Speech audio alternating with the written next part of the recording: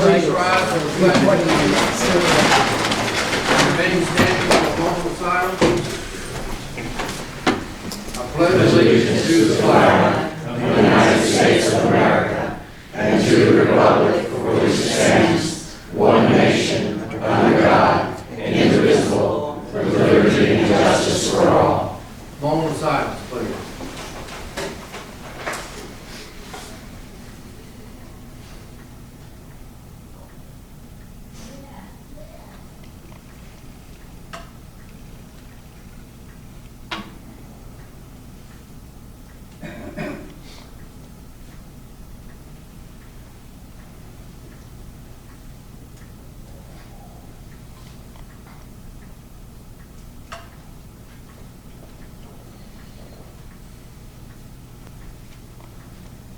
Thank you.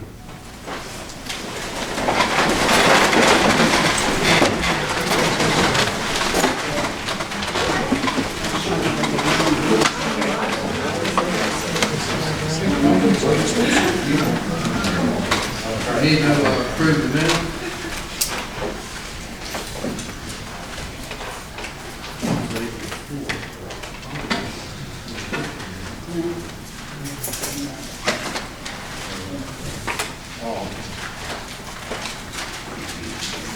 The April 4th minutes.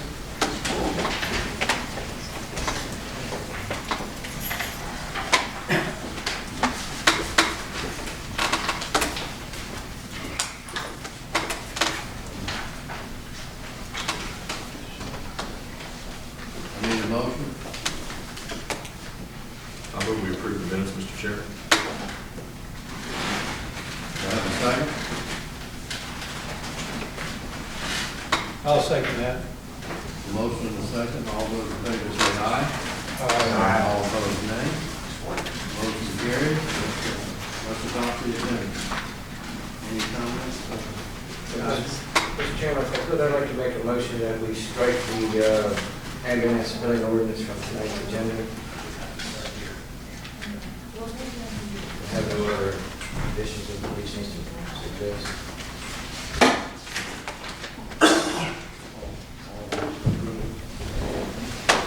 All have to approve that, gentlemen? You need a second on it, or just approval? I think we'll go with the second, and approval has to be all five. I'll second it. Okay, motion made and second, all those in favor say aye. Discussion, Mr. Chairman, can I just ask? Oh, yeah. Can I just ask why we want to, I guess, consideration in the future? Just a reason. I made a motion. Yeah, yes, sir. Well, later I'll discuss the committee that we have, Mike and I are on that are last month's meeting, but the language, there's language in the proposed ordinance that if it's adopted, let's say we hold a public hearing and adopted it tonight, and that would place some of our rescue squads in violation that they started billing it.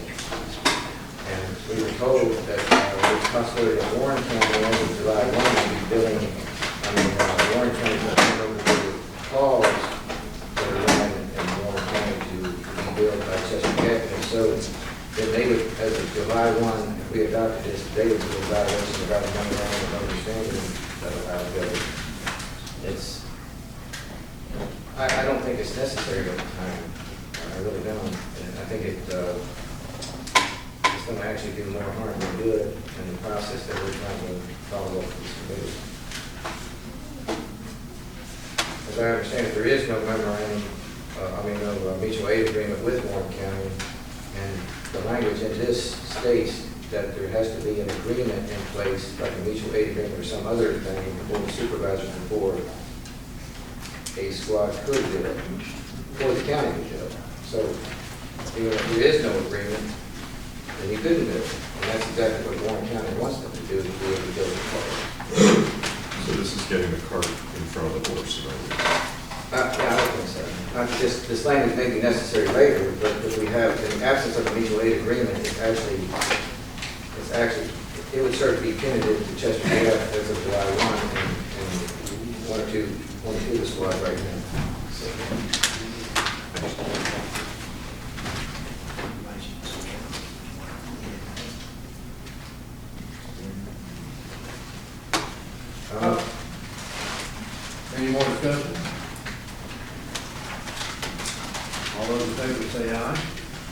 Aye.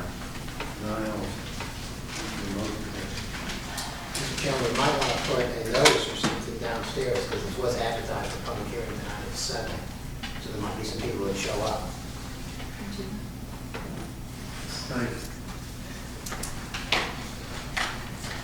Okay, about our schools, Dr. Matt. This will help members of the board and Isaac. Thank you. I'm glad we have such a large group here to hear a few of the great happenings at our schools. Wasn't sure if I shared this with you last time, but Virginia Wyatt is the state champion for Skills USA. She competed and she received the gold medal in prepared speech. This is the second year that Virginia has competed. The first year she received the silver, and then of course this time the gold. What she has to do is she's given a certain amount of time, and she has to go in and prepare a speech and give it. She can rehearse in that short amount of time period, but then she has to give it from complete memory within no parts at all. So she's worked really hard on this year. It's the first time we've had such an honor, so we're really tickled. And we hope to recognize her of our accomplishments at the school board meeting in the month of May. Also, this particular month, Governor McCall issued a proclamation, and he wanted us to put in the schools to start recognizing voter registration and to really put a plug in that for schools. So he recognized the week of April 24th through the 30th. We did such, and we also invited Kim McCarnan. She came during lunch times. She was available to assist students that wanted to register or wanted to find out information about registering. She also talked to them about, doing an absentee ballot if they ever had that issue come across, like if they went to school and that sort of thing. So she was very, very helpful. So we had students participate. Also, we had the results just came through for the national Spanish examination. And out of our group, we had 8 that went and competed. There's usually 16,000 to 16,500 students that participate in this a year. And out of our 8, 6 of our students walked away with recognition and winnings. We had, it's going to be grades 6 through 12. I was going to give you the people's names. We had 2 gold medals, Lauren Petty and Melanie Flores. We had 1 earned a silver medal, which was Virginia Wyatt. And then we also had 2 honorable mentions, John Paul Liddell and Mollet. You're good. I don't know which one I'm sorry about. So we're really tickled. We're really pleased with them. That was outstanding. Last night, we already had Mr. Parrish ask why the school was so busy last night. We had our second performance of Grease. It was outstanding. We had standing room only basically on Saturday and then on Sunday as well. And it's a great performance. Lots of students involved in this production. Grease was kind of a popular one for them, so a lot of singing and performance. It was great. I wish they would do it for 3 nights. It would be really well. I think we could probably fill up all 3 nights. Wanted to remind the board that we have baccalaureate on May 22nd at 7 o'clock, and many of you will typically call and ask for money, so I'll be sure that Ms. Kaiser gets noted this. We also have graduation on May 27th. It begins at 7. And we have that reserved seating for y'all with members of the board if you choose to. Just let us know. And what typically happens, Ms. Kaiser, is they'll let you know and we just have them up front or we show. And you are also welcome to sit up there as well. If you choose not to sit there, that's fine, but we just like to have enough seats available for you. Okay, for the elementary school, we had a MAP 24 club championship, and we participated in Orange County last Tuesday evening. Students from Orange County, Fluvanna, Greene, and Madison counties also competed with Rappahannock. We started this several years ago when Kathy Jones was an assistant principal. She brought it from a neighborhood school, and it's become so popular now. It's done a lot in our outside after-school events.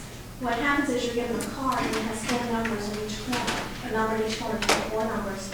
And you have to use some type of math procedure to put those numbers together and to make them come out and calculate to be 24. So it becomes very, very competitive, and these students work really, really quickly to do this. We've seen adults that can't get it done, but they did an outstanding job. So they were served recognition. They came in 3rd place for that. Very, very excited for them. Then we also had a community-sponsored event. RAC sponsored the recycling pirates that came to the elementary school. They came last year as well. And they did programs for K through 5, and so they learned how to reuse things and to not be wasteful and those type things, which goes along with our green theme that we've had on here in recycling, so very pleased with that. And then also our farm table teacher, Sarah Moore, just recently applied for a $500 grant, and she received that, so we'll be getting a lot more little plants and goodies into the little flower garden sections for the elementary school, so 500 will be coming. On that note, we also received notification from the Chesapeake Bay Restoration Fund that our $25,000 should be coming sometime in the next 10 days. So we're going to look at our timeline and see if we have enough time to buy the materials for that grant. If not, we will just wait and ask y'all to reappropriate it July 1 and just move it over. So I'll be in contact with Debbie Neck and Debbie Kaiser so they'll know. There'll be a nice check coming through for $25,706.60. There we go. We've been looking for this all along because we were told that we were going to receive the money, and then it's taken forever for them to be sure that they did have General Assembly approval to do that. And again, Rappahannock was the top award for this, so we're just really, really excited. Lots of good programs for our students for next year. But this money will be used to buy science supplies, so we're really excited. Any questions from the board? Which night? It's Thursday night at 6 o'clock. This night? Wednesday night is when Wednesday night most students that's at 7, but the high school band concert is Thursday the 12th I'll at 6 send to o'clock. Debbie. We have two band concerts coming at elementary school and high school. But we also, and I'm glad you mentioned this, Ms. Johnson, because she doesn't know this yet, but we're sending her notice. Friday, we're going to be recognizing volunteers in the schools. And that typically is done, Vicki does it at elementary schools, she'll send out an invitation, the school prepares goodies and has a small social for them.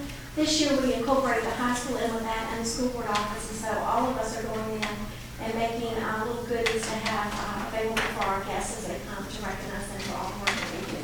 So we're really excited. So we're going to try to get our school board there, and if you have time, please swing by. I'm sure there'll be something wonderful to eat and great company, so we appreciate that. Thank you so much. Thank you.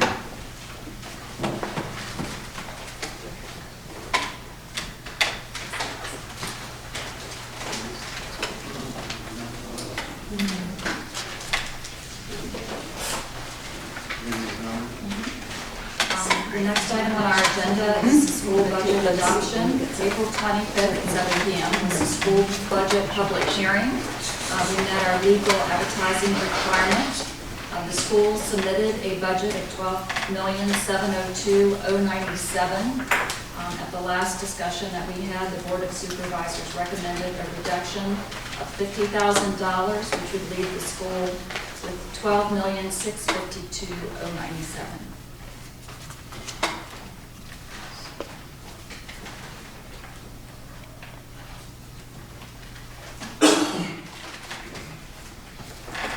$12,652,097. 097.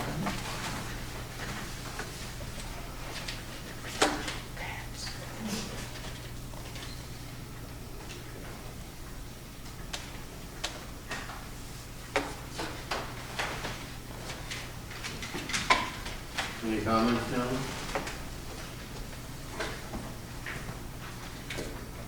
Well, that number still gives the school an increase this year of about $140,000.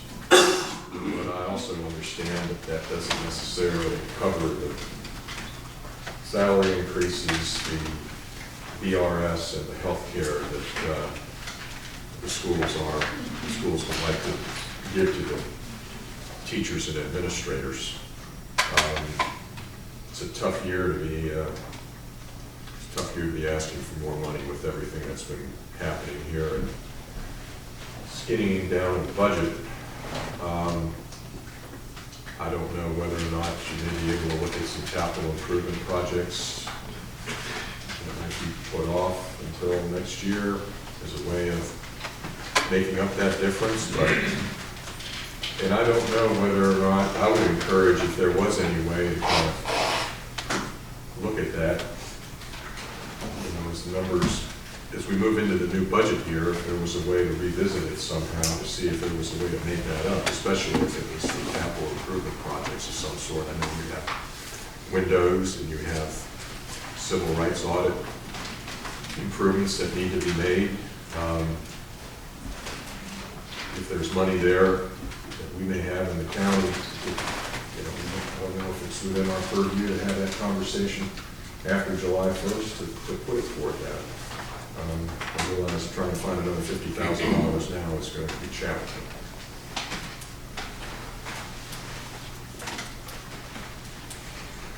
Is there a way of doing that, Debbie? Is there a way of looking at that later on, or is we pretty much just fixed in stone with what we're doing here now as far as what the schools are going to get? I mean, I realize they have end-of-year money. We don't know how much that's going to be, whether it's going to be $0 or $100,000 or something like that, but It could maybe be appropriated. Yeah, exactly. We could do an appropriation next year if we find that we have the money and they need it. No, I think that's, would be important to keep that window open. Because even on the county side, we might have money that's not spent as we come to the end of the fiscal year.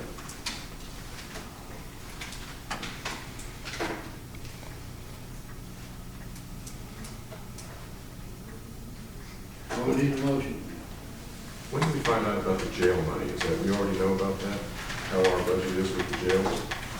I wasn't able to talk to anyone today. We have gotten a jail budget number. I'm not sure I understand why we received such a delta, but I did, for our budget discussion this afternoon, put in the new budget number, which is a savings of around $100,000 from inclusion in jail.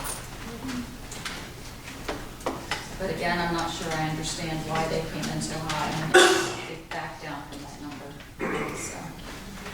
Oh, some level, it'd be nice to spend corrections money on education. If we've got the ability to kind of go back and look at that, if that's not appropriated for anything else, if that's the way that it turns out, then maybe that's a conversation that we can have down the road. I'll just put that out there for gentlemen to consider if that's something that Certainly not expensive to do it. it is. It is. Better to invest it now and spend it later. We do have a reduction in revenue as a result of the reassessments. They're not done, but preliminary numbers are in, and revenue would be down $86,000 from what we have projected. Well, that's pretty close.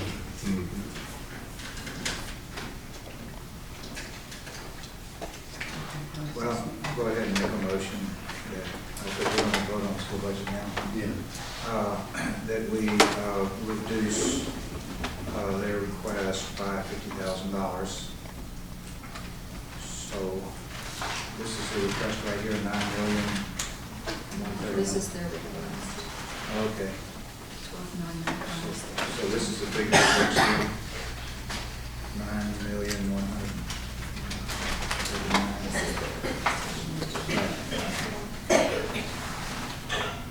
Okay, so that we approve a budget of $12,652,097. That's my motion.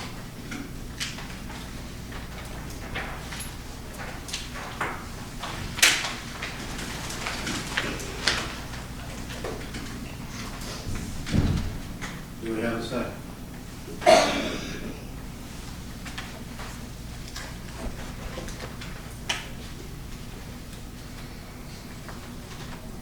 I'll second that motion, regularly.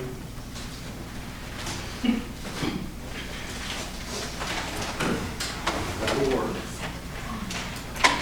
Okay, all those in favor of Need the a roll call motion? vote. Need a roll call. Discussion. Any more discussion? I would just like to ask members to keep our eyes open on this as we go into the new budget season. If in fact the jail numbers come in, it might be a source to be able to put monies back over toward the schools for what they would like to do. It's for 50,000 short. All right. Mr. Frazier? Aye. Mr. Lorenzo? Aye. Mr. Bennett? Aye. Mr. Perry? Aye. And I also.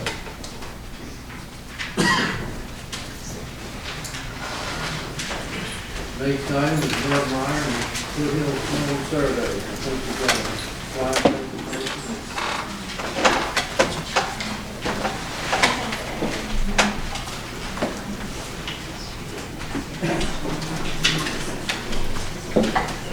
And budget, give you. One second.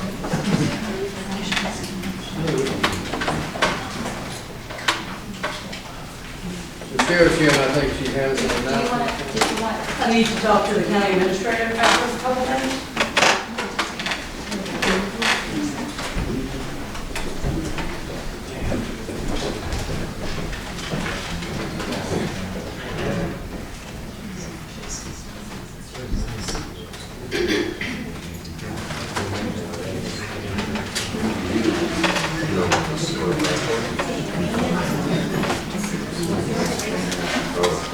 Kaitlin? I'm walking. Thanks for doing this.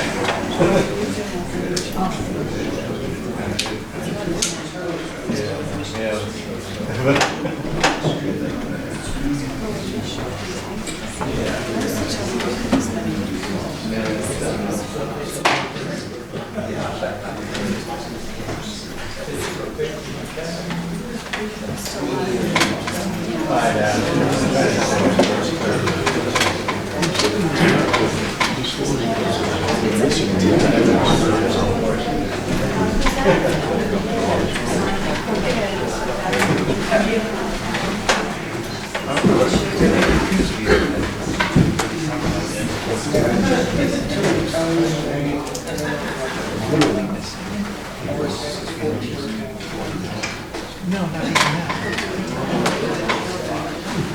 Bud, Mr. Meyer.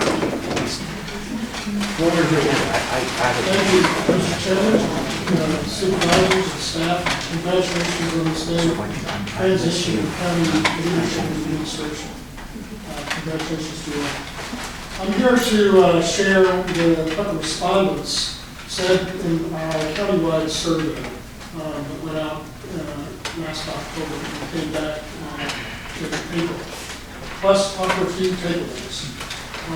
The survey and the subsequent three-part newspaper series that ran in consecutive Thursdays this month are the kind of community-supported, nonprofit research and reporting on local matters that we support.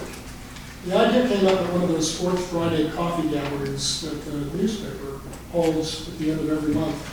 A big crowd of community folks came out that day and engaged with the newspaper staff and said in very vocal ways that they wished for more coverage in the county from all sources of issues that we care about. Things like the school budget that we just heard about. They complained that if they weren't seeing it in the newspaper, and the newspaper folks, to their credit, said, we share that value. The problem is we don't have resources to mind the staff to do it. So we took that idea and we ran with it. The idea of public-supported nonprofits like us, it's quite accepted. If you listen to WAMU, you hear them say listener supported. If you watch PBS, it's viewers like you. Down this road in Charlottesville Tomorrow, for the last 12 years, has been providing news and information for the newspaper in their town. Now, 50% of the coverage in that newspaper is provided by that nonprofit. Here's an example locally. I'd like to bring this home by skipping to slide number 12, the pie chart that shows where Rappahannock people get their news and information. This was the last question. Keep going, please. This one. This was the last question on the survey. And this pie chart, it was brought to my attention that we don't have all the numbers there, so I'm going to help you out there. The biggest chunk at the bottom, 30%, was people who get their news and information from friends, family, and neighbors. The next biggest chunk, almost 30%, 29%, was getting their news from the Rappahannock News. The next category was the number of local internet sources, specifically RapNet, Rapland.org, and Rappahannock.com. It came in at 15%. You had churches at 7%, you had businesses at 13%, and other. So we can look at that pie chart and roughly estimate that Rappahannock people are twice as likely to get their news and information from the weekly newspaper than, say, from those local internet sources. And that suggested that the first partner that we should work with in our initial partnership, which is the next slide, is Rappahannock Media, our local, let's go back to number 4. Thank you. Our partners are Rap Media. We have a 4-page agreement with them on our website. It's got a firewall that protects the journalism integrity of the newspaper. The people who are running that newspaper have all rights to decide when and how to publish the information that we provide to them from the nonprofit. The other partner that we developed was the Center for Survey Research, the renowned institute at the University of Virginia. The go-to place if you're going to do a survey of deep integrity. They were great partners. They worked with us and a committee of local survey experts, many of them here today in support, to develop the Foothills Forum survey. It came together in a very grassroots way. We asked people, first, before there even was a Foothills Forum, we conducted 100+ interviews, including a nice sit-down with Chairman Welch and John McCarthy. We heard a good example of the kind of research that you all value. Beverly Hunter presented a deep body of research on Rappahannock's watershed. John and Roger said, we like this kind of information and value it helps us make decisions. We took that as encouragement to continue in our work, starting with the survey. We also heard in those interviews that, and we asked, if we start a nonprofit and ask for money, are we going to be siphoning money away from other causes? And universally, people who we talked to said, nope, that's not going to be a problem. We'll still give to the food bank and nonprofits. So we did the survey largely with the help of a lot of people, with 5 different focus groups, 75 more people involved. The survey went out in October to every mailbox and every post office box in the county. The results preliminarily came back in January of this year.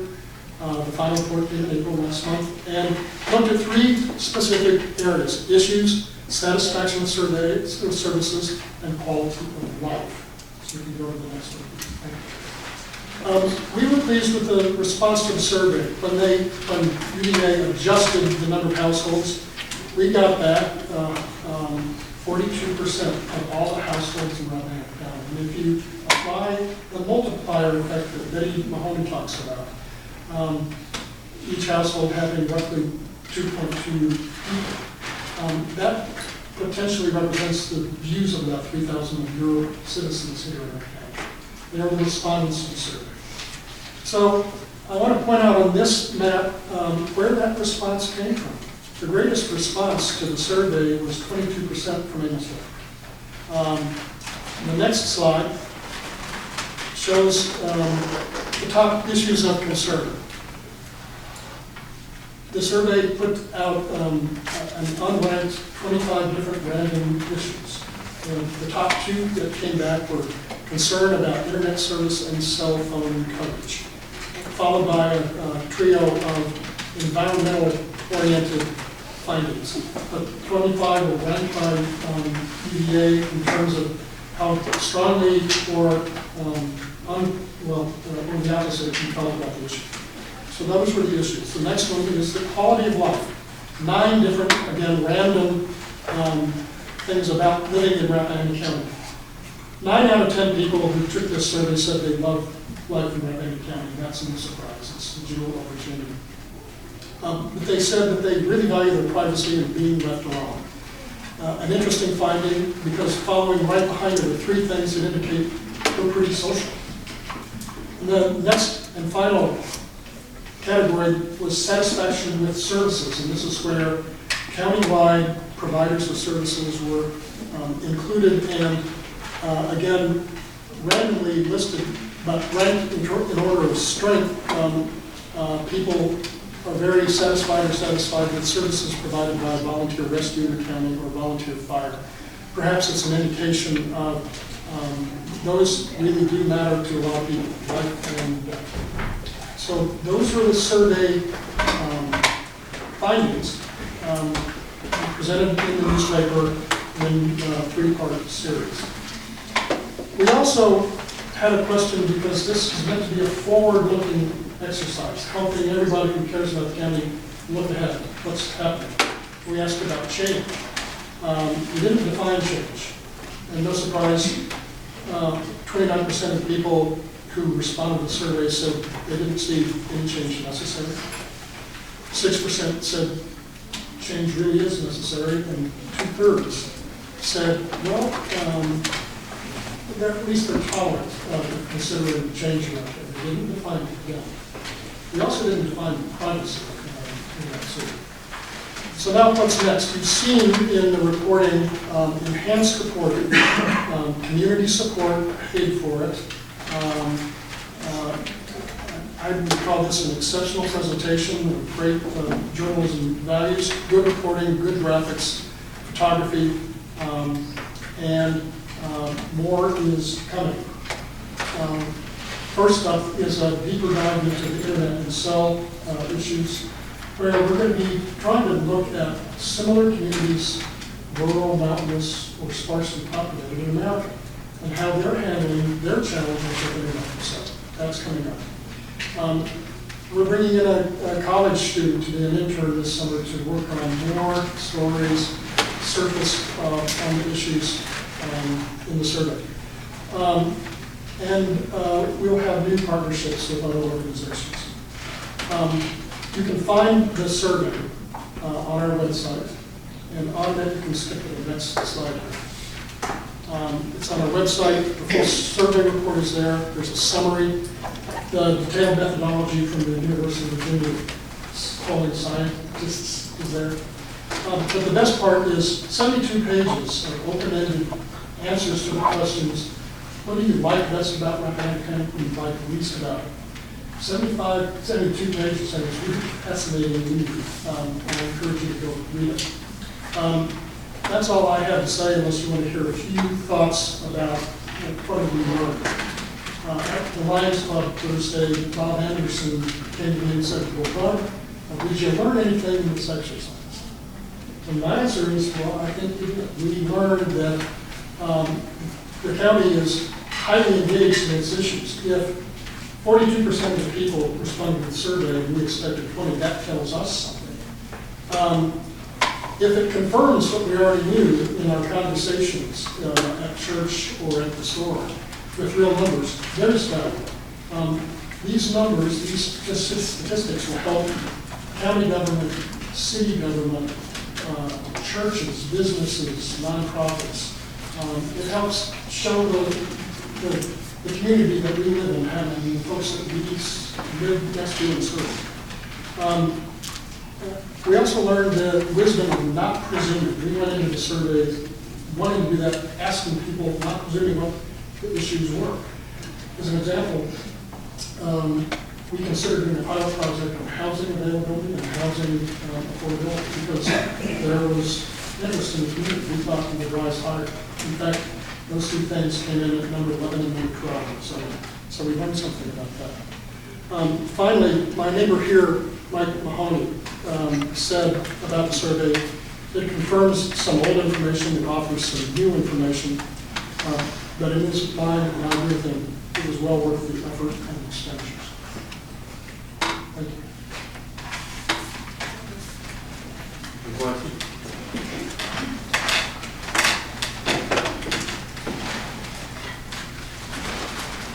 All right, next item is treasury report for the county.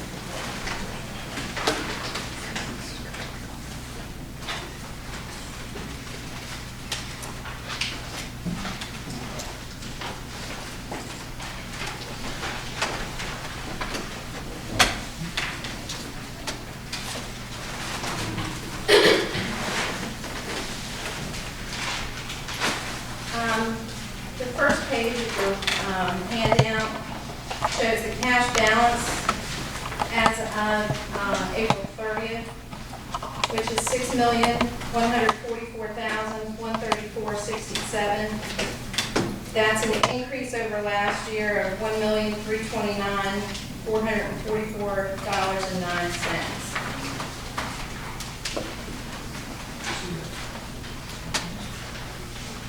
The second page of your handout is a summarized expenditure report.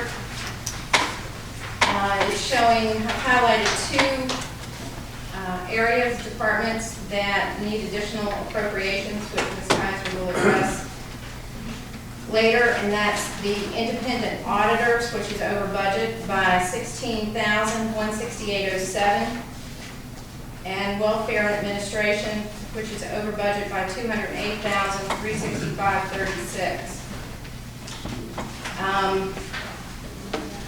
I will note that the expenditures before you today has a invoice for Robinson, Farmer, and Cox, which is in the audit expenditure line. So the appropriation will be needed before I can sign that check. The last page of your handout shows the cash flow projection. I did this mid-April, and I did that through the end of October. There's assumptions on the left-hand side of the lower left-hand side of the page showing that I'm estimating that the outflows are the same and the inflows are the same, with tax bills scheduled to be mailed September 19th. With those projections, it's showing that we will not need to use the line of credit this year. And our lowest point last year, when we needed to use the line, showing that we would have a balance of $934,000, and that would be in September.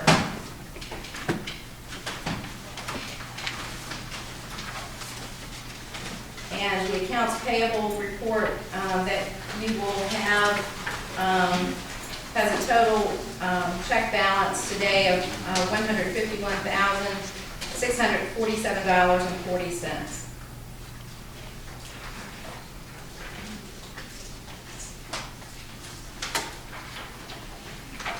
Any questions?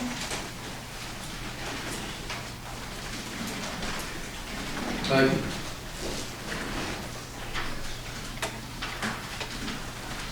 If I could, if we can get any reasons given why the welfare administration is $200,000 over budget? That is a budgeting error from last year. It's the best that I can tell. It appears that the local funding portion was not picked up in the budget. So it only had basically what we get reimbursed from the state and federal in the budget line. But that budget line needed to have all three.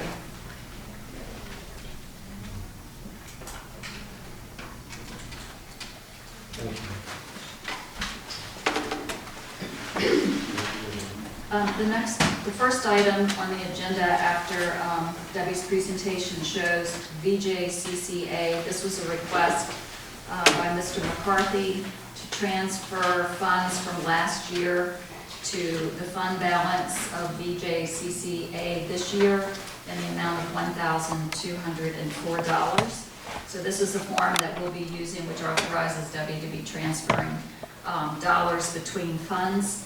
So with that, I'd like to have a motion to move the money from the fund balance to the VJCCA expenditure. I'm having on VJCCA, is that the juvenile justice? Is that Yes, what it is. That's right. Go ahead and make a motion, you can do that. I'll second that. Motion and a second.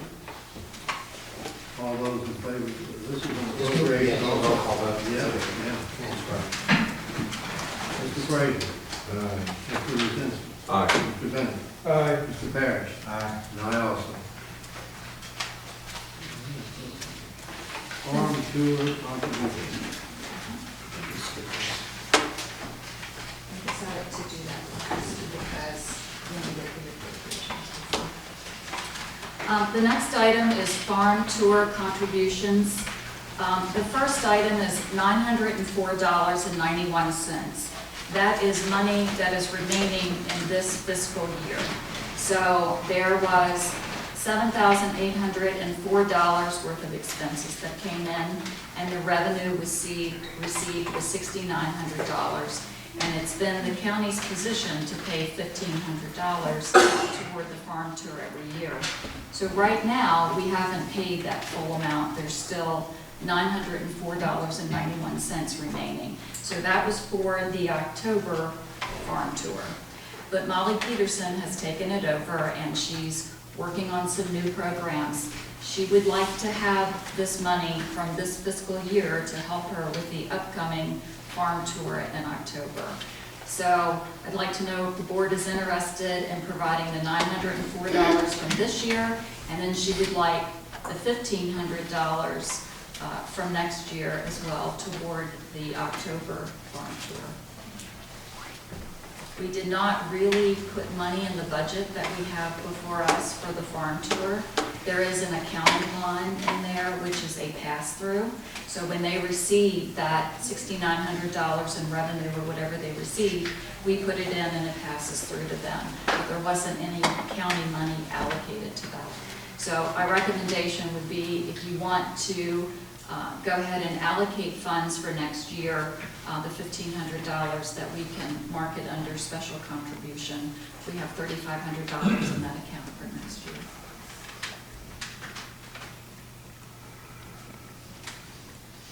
But you need a motion to roll this 904 into. Mr. Chairman, I'll make the motion that we take the $904.91 and put it toward the farm tour for 2016. That's an appropriate way to phrase it. 2017 is really what 2017 fiscal year. That's why I said. So this really isn't an appropriation, it's just moving it from where it is. it's really giving it in advance.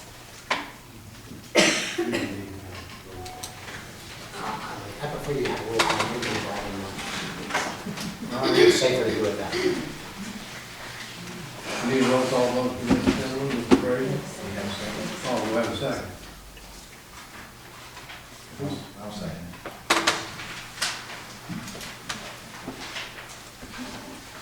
Frazier. Mr. Lozinski. Aye.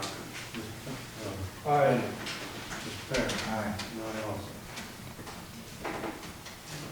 Correction.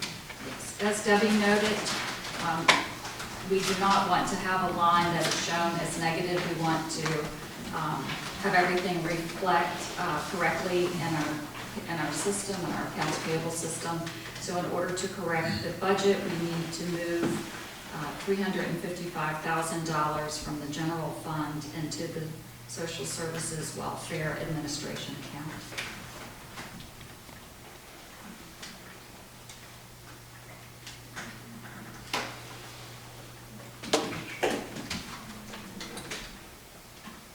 Remember, they have to have the money, I'll make the motion. What does this do to our budget now? Well, really the revenue is coming in, but it wasn't noted, so it really should not affect our cash because the budget wasn't done exactly the way that it should have been. It should have shown all the revenue on one side and all the expenses on the other, and instead it showed the net. So it shouldn't impact us from a cash standpoint. But we need to put it in the system the correct way and show it to reflect our story. So is this the type of program where we spend this money and then we apply, be reimbursed? We don't get 100% reimbursement, but we do get reimbursed from the state and federal on this program. So there's no, and the difference is obviously local. It's local. Well, if you're saying we're not getting everything back from the state and the feds, say 355. I think, I mean, we don't know the exact amount at this point, but we get a large percentage of that back. So we have very little impact to our budget for this year in cash. This is more of a correction.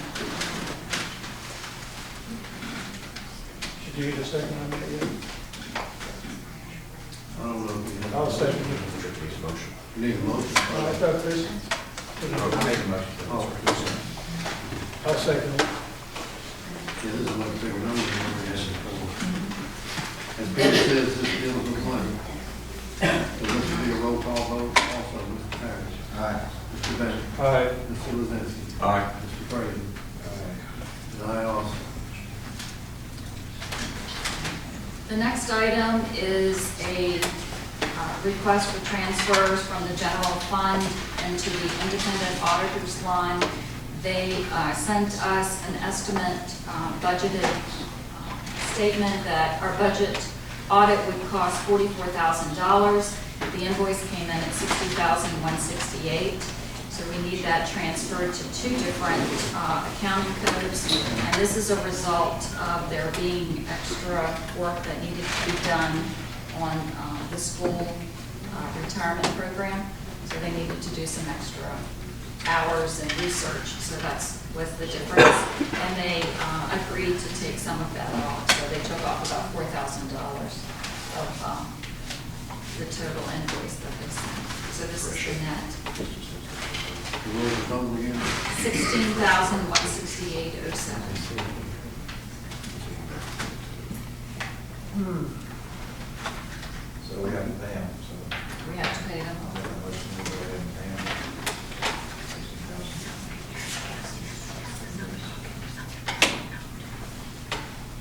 Okay, I have a motion. Do I have a second? I'll second that. Do we competitively bid this, or are they sort of a sole source? I mean, I know they just came in here, we saw them, they gave us their results. Debbie and I would like to put it out for bid, but we wanted to give her and I another year under our belt before we put it out to make sure that we understood everything. So I suspect that we will put it out, and that'll be something that the finance committee will discuss. We put it out for bid several years ago. We had a subcommittee, and Mr. Estes and myself. And there were only two companies that bid on it. And we stayed with Farmer and Cox because there wasn't that much monetary difference between the two bids. And then I think within 6 months, the low bidder was up on federal charges. They're out. That's the truth. They're gonna help us on there. So I kind of wonder if we can, when we get a bid for these things, we can have a fixed amount so we can better budget for it. I don't know if that's possible. Yeah, how did the school retirement thing come up? I mean, was this something that was discovered after they put in a bid, or did it come up as they audited and needed to do more work? It came up as they audited and they needed to do more. Okay, they reported in on that though last month, right? Correct. Whatever. And it's always been the board's position to pay that bill in its entirety, to not split it with the school. I said, I don't know where we are on that. Did somebody make a motion or? Mr. Parrish made a motion. Oh, okay, I'll second.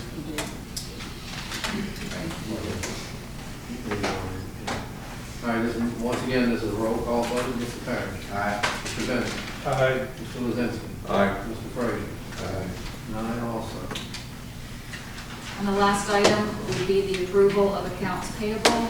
And as Debbie stated, it's $151,647.40. What's the bursar's office?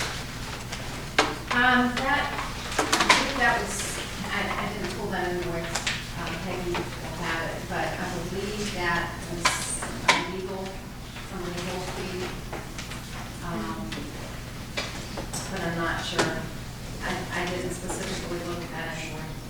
It's the ag office, is what I think. I'm not Extension sure. office? salary and benefits extension. Okay.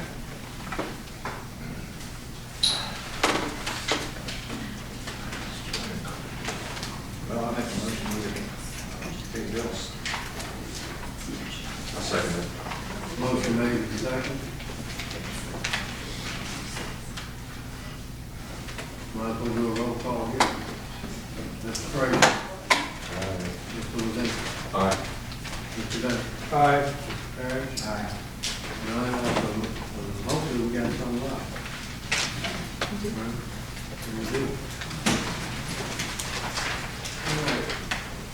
Take care of that. Next item is public comment. Before we open the public comment section, we just simply say that most of you probably already know what we'll do. We'll give anybody wishing to speak the opportunity.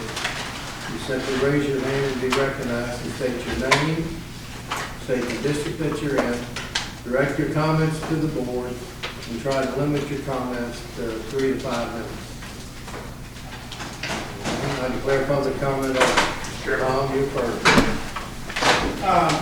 Tom Jones, Piedmont District. I want to commend the board for doing a line item. It's always good to know how much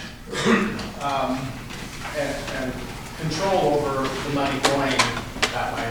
It also is helpful to how much was spent. Gasoline is $3, $2, whatever, so in each category it is good. The other thing I come to speak about is the register. I sat on the electoral board for 3 years here. In order to serve the voters of Rappahannock, that position really needs to be full-time. It has got so much complicated. I was in the process when Nancy Newland and Kim McKiernan came in, and I can guarantee you that process was very trying because no one really finds somebody qualified to do that particular job, and the pay needs to be commensurate with that too, as any other county office would go to. This board has been very generous to some people there too, so I think you need to have it full-time and you need to have the pay commensurate. The other thing I'd like to speak to is the deputies, and I might be wrong. I don't know that they get their health care paid for full-time. They need to have their health care paid for full-time. I'm not talking families, but anybody that works for Rappahannock County full-time, you need to have health care for them.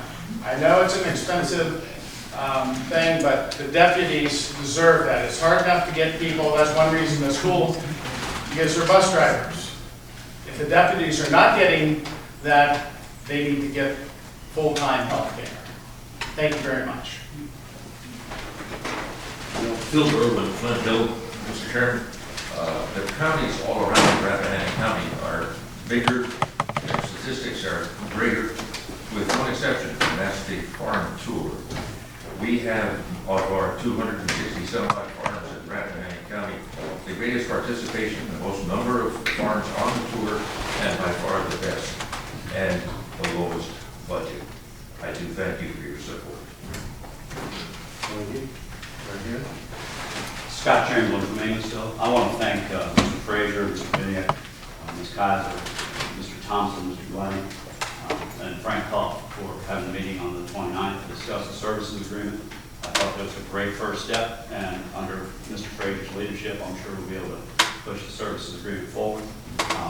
In January, this board voted to return some $38,000 to Mars billing. At that time, there was some discussion about accountability, and we're still looking for the accounting of where that money actually ends up. So we'd like to see that whenever possible. I'd like to know exactly whose hands those monies are returned to. Also, I see that there's another agenda item today about returning some more money. Would like to see any documentation as far as how we're holding the billers' feet to the fire as to where that's going, and that it's actually being returned according to your wishes. We're still in opposition to it, but if you're gonna do it, I think we need to hold them accountable and not just let that money float. Thank you. Thank you. Anyone else here? Anita Ramos, Fifth District. Some nights ago at the Theater Show of Washington, we had a presentation by the International Dark Sky Association and the author of this book, The End of Night, Paul Bogart. It was an excellent presentation about dark skies. I hope some of the board was there. I hope some of the audience was there. I just want to just give you a little quote from this book. It's from Henry David Thoreau while he was at Walden Pond. I wish to know an entire heaven and an entire earth. Thank you. Anyone else care to speak? Right here. My name is Beth Georgie, and I'm from Stonewall, California. I can never get that right. I just wanted to speak quickly on the Foothills Forum presentation. I really don't think this governing body should have taken up this time, and I don't care how long it was. This county's got some this governing body's got some really serious issues it's facing, and we have been inundated, as you all know if you even look at the newspaper, with this information, and or the website, and or Rappahannock. I was really sorry to see this on the agenda. The only other point I wanted to bring up is I find it interesting that, and this is my perception, the first two highest things they mention in terms of change that we all would like to see are self-service, improved self-service, and improved internet service. Now, as I understand it, and I am a dyed-in-the-wool liberal arts graduate, don't look to me for statistics, but a gentleman named Eric Collison, who has extensive statistical and survey, but mainly statistical, I'll leave it at that, has said that the difference between number 1 and number 2 on that list is statistically insignificant from maintaining our way of life and maintaining our farms, our agricultural efforts. There were no questions, well, do you want improved cell service if it means, and I'm engaging in hyperbole, but putting 300-foot towers on every other farm? In other words, cost and benefit thereof. Maybe I should say benefit or cost.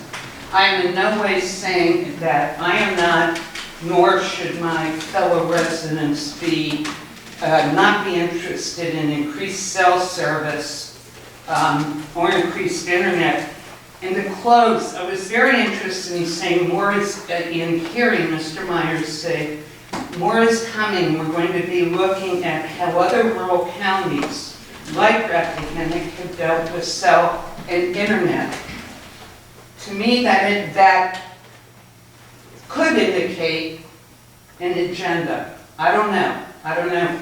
These have seemed to lately be highlighted in the survey, and I wonder why they're not also looking at number 3 and number 4. What kind of zoning have other countries like us that face a major city 75 miles away, depending on where you live? What kind of zoning have they put in? What kind of, on and on, you get my point. So thank you for the time. Good afternoon, ladies and gentlemen. I'm going to bring up another issue I started in January 4th at the Board of Supervisors hearing. This is the third one I've attended about the absolutely out of control speeding in the village of Woodville. Back in January, I've petitioned the board to reduce the speed limit to 25 miles an hour. Posted at both ends of the city, both ends of the village, that there were children in the city.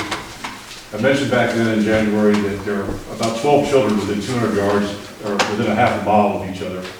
probably within 200 yards or so, 3 of which are my grandchildren. The problem has not been abated in any way, shape, or form. The only thing that has happened is that the sheriff's department has been kind enough to take the chases outside of the village limits. They've already got the speeders, they have plenty of time. I'm proposing again to somehow, as long as there's a sheriff's presence in the village, the problem doesn't exist. All they have to do is sit on the front porch of the house we have, where my children and grandchildren live. 15 minutes, we'll sit there and give you all the survey that you need. Semi-trucks, 70, 80 miles an hour, not at all unusual law, period. We need to meet speed bumps, a speed camera. If the county's looking for revenue, is a perfect example. I brought up the issue of, or the example of Falls Church, Virginia. You're going to get a ticket to Falls Church for 26 miles an hour, maybe 27 at the most. Huntingtown, Maryland, the same thing. I just rode on a motorcycle run from Leesburg to Wakes Ferry to Poolsville. That's a pretty good revenue generator right there, right outside the limit of Poolsville. The village itself is physically set up for drag racing, and it needs to stop. At this point, I don't know what it takes to get it done, but I've been here 3 times. I've got children at stake. My daughter, the mother of those 3 children, with a horrific car accident in mid-March. She is now incapacitated to the point of trying to rank 3 children from 3 years to 10 months is a difficult task to start with. And I'm going to forewarn everybody, my house is only about 10 feet from the road. Something happens, there's plenty of paperwork on this issue that something needs to be done, and I'm enlisting your support in doing it. Thank you. Thank you. Anyone else care to speak? Yes. Cynthia Price, Stonewall Hawthorne. I don't think the board should be working with the Goodness Forum. They came in unelected. They came in started by Buddy Myers. If you read the history of his career, he was trained in doing this in communities. He's done it under the McKnight Foundation, I believe that's the name. He's done it in Florida. They've gone into communities and shaped who ran, who was going to win, who had the money put behind them, what agendas were going to be pursued. And then they've said the public really wanted this. You know, this is what globalism is doing. They're going into communities with nonprofits, and they're saying, we know what you really need, and we will prove it. Or we'll get a group together and convince you. And then it's their agenda that comes out. If you will notice the survey, what's important is over 50% of the people did not fill it out. This is getting 2 and 3 surveys at their house. They did not fill it out. They had the good sense not to fill it out. They felt it was an invasion of privacy. They didn't agree with the agenda. They didn't agree with who was doing it or how they were set up. And that is more telling than the 42% that they said filled it out, who, and not all of them, promoted the cell tower issue. So I personally use dial-up. It's been demonized. I'm happy with it. I can do my banking. I can do my communicating. I can do my research. I can research the dangers of cell towers on my internet using dial-up, believe it or not. I have a good company. It's almost as fast as the library. I can basically do what I need. Watching videos is about the only thing I can't do. But it gives me the ability, you know, we have our own research there on the internet. We can go research anything. People need to research these things. Don't take the word local paper. Don't take the word of Buddy Meyer. Research them. Where are they coming from? Who's backing them? I know for myself and for my own reaction when I walk into high radiation, what this radiation does to people. And I was just over in the Elkton area, and all I saw were cell phone towers, and it just made me sick. I mean, it was everywhere. It was everywhere. And, you know, with multiple antennas on it and everything. Just ugly and also polluting. We still have places here where you can live radiation-free. In my house, I have no radiation. I have a meter, I have no radiation. How long is that going to last? If this is pushed, how long is that going to last? It's going to violate my choice not to have the radiation. There's safe ways to use this technology. It's been done rurally. It's done in Warren County with CenturyLink. We need to investigate that. Fiber optics, DSL, cable, fast internet is safe. And, you know, we're in a special rural county. If people come in from Washington and, oh, they don't have what they had in Washington, and they're here a year, and they started things like this, maybe they should go back to Washington. You can drive 12 miles and be polluted. And you come out here and we're not, for the most part. And we should stay that way. And as far as cell phone service, we've had landline phones since, what, World War I or before, the 1930s. They've been the most reliable communication. Half the time cell service doesn't work. Half the time they don't know where you are, they can't pinpoint you. I have actually read they can pinpoint you better on a landline phone in an emergency. We're not guaranteed a life where we have cradle to grave security. So no matter where you are on a hike or in a car, you can communicate with 911 instantly. We're not guaranteed that. The trade-off, if you have that, is you're polluting your air. You're living in something that's going to eventually make you sick, or make you lose your memory, or your sharpness of thinking, and so on. And the trade-off isn't worth it. It's not worth it. For the one emergency in your life you might have, are you willing to live in that stuff every day? I'm not. So I think people need to research this on their own, look at where the research is coming from, their backgrounds, who's paying them, and you're going to have a different conclusion from the one that was shaped in that survey, and it was shaped. Thank you.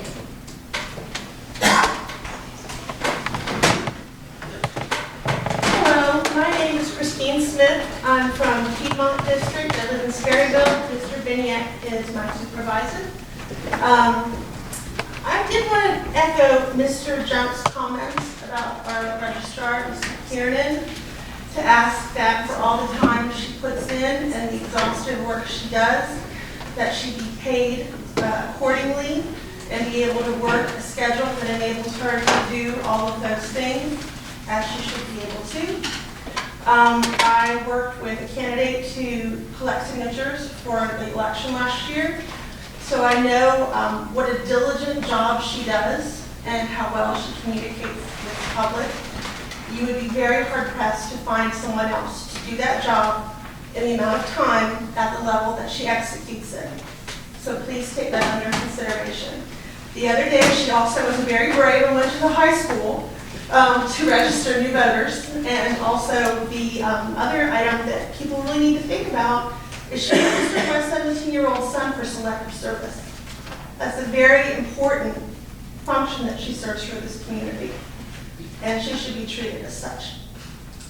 My other suggestions were also in regards to Foothills Forum. Sometimes the story is not what is presented, but what is not presented. There were almost 1,900 surveys not returned, despite unprecedented press coverage and information about the survey, and assurances that your opinion would be valued. So, that's a large number, and the 1,900 out of 3,200 households in the county. In addition to that number, 500 of those households, the 26% that we saw, said that no change was necessary and politely returned their surveys. Between those two numbers, you have fully accounted for 70% of the households in Rappahannock County saying that there is no change necessary or choosing not to engage in the process.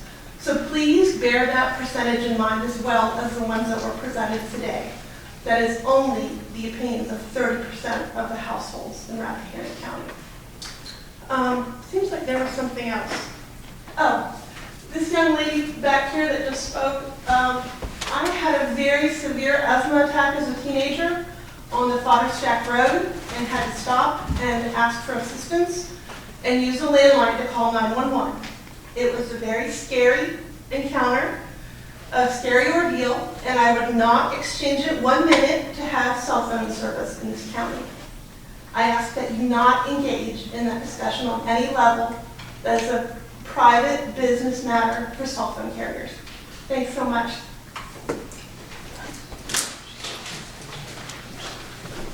Anyone else care to speak? Yes.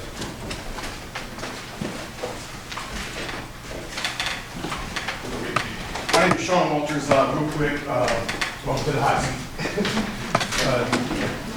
I just want to bring real quick everybody's attention. we're talking about studies, and I know money's tight, it has been tight. Nobody knows about it, from the top level down to local level, it's tight. We are losing deputies constantly because of benefits and salary. We lost another one last week to Warren County. More money, more benefits. And the rumor is that our insurance is going up. I don't know how true that is. I'm on night shift, so I don't see anybody right now. So, with that being said, if you did a study and figure out how much it costs to train these deputies, and then lose them, this costs you guys more for us to train them properly, and then get the 2-year contract done with, and then move.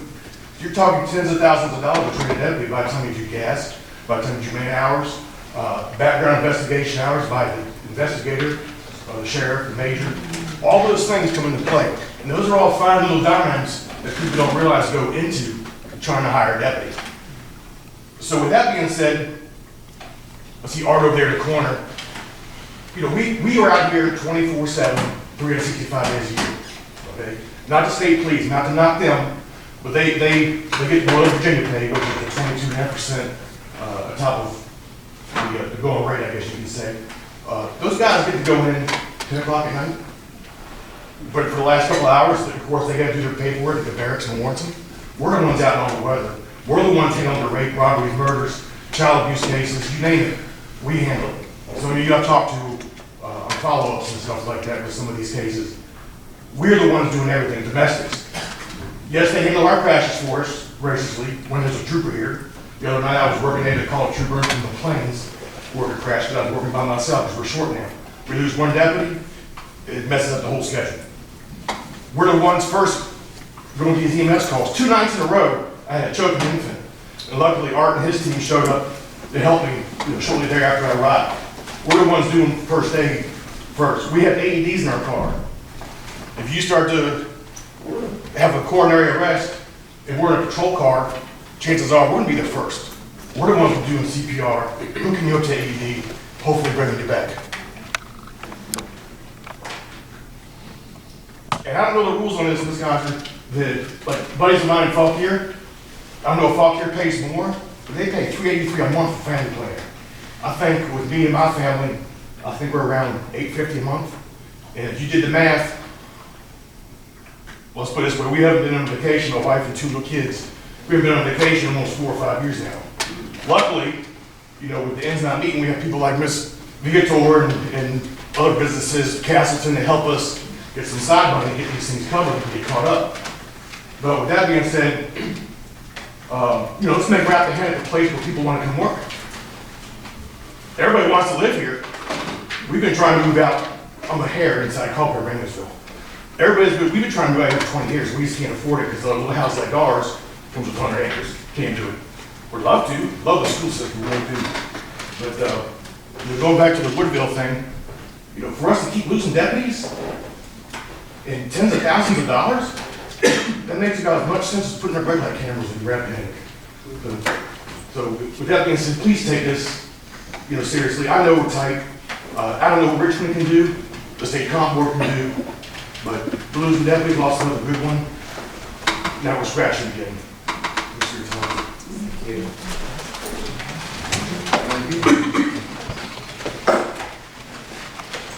I'm Bill Welch, President of Flint Volunteer Fire Department, and I'd like to thank the gentlemen on the board, Mr. Frazier, Mr. Spence, and Debbie, that are working on an agreement.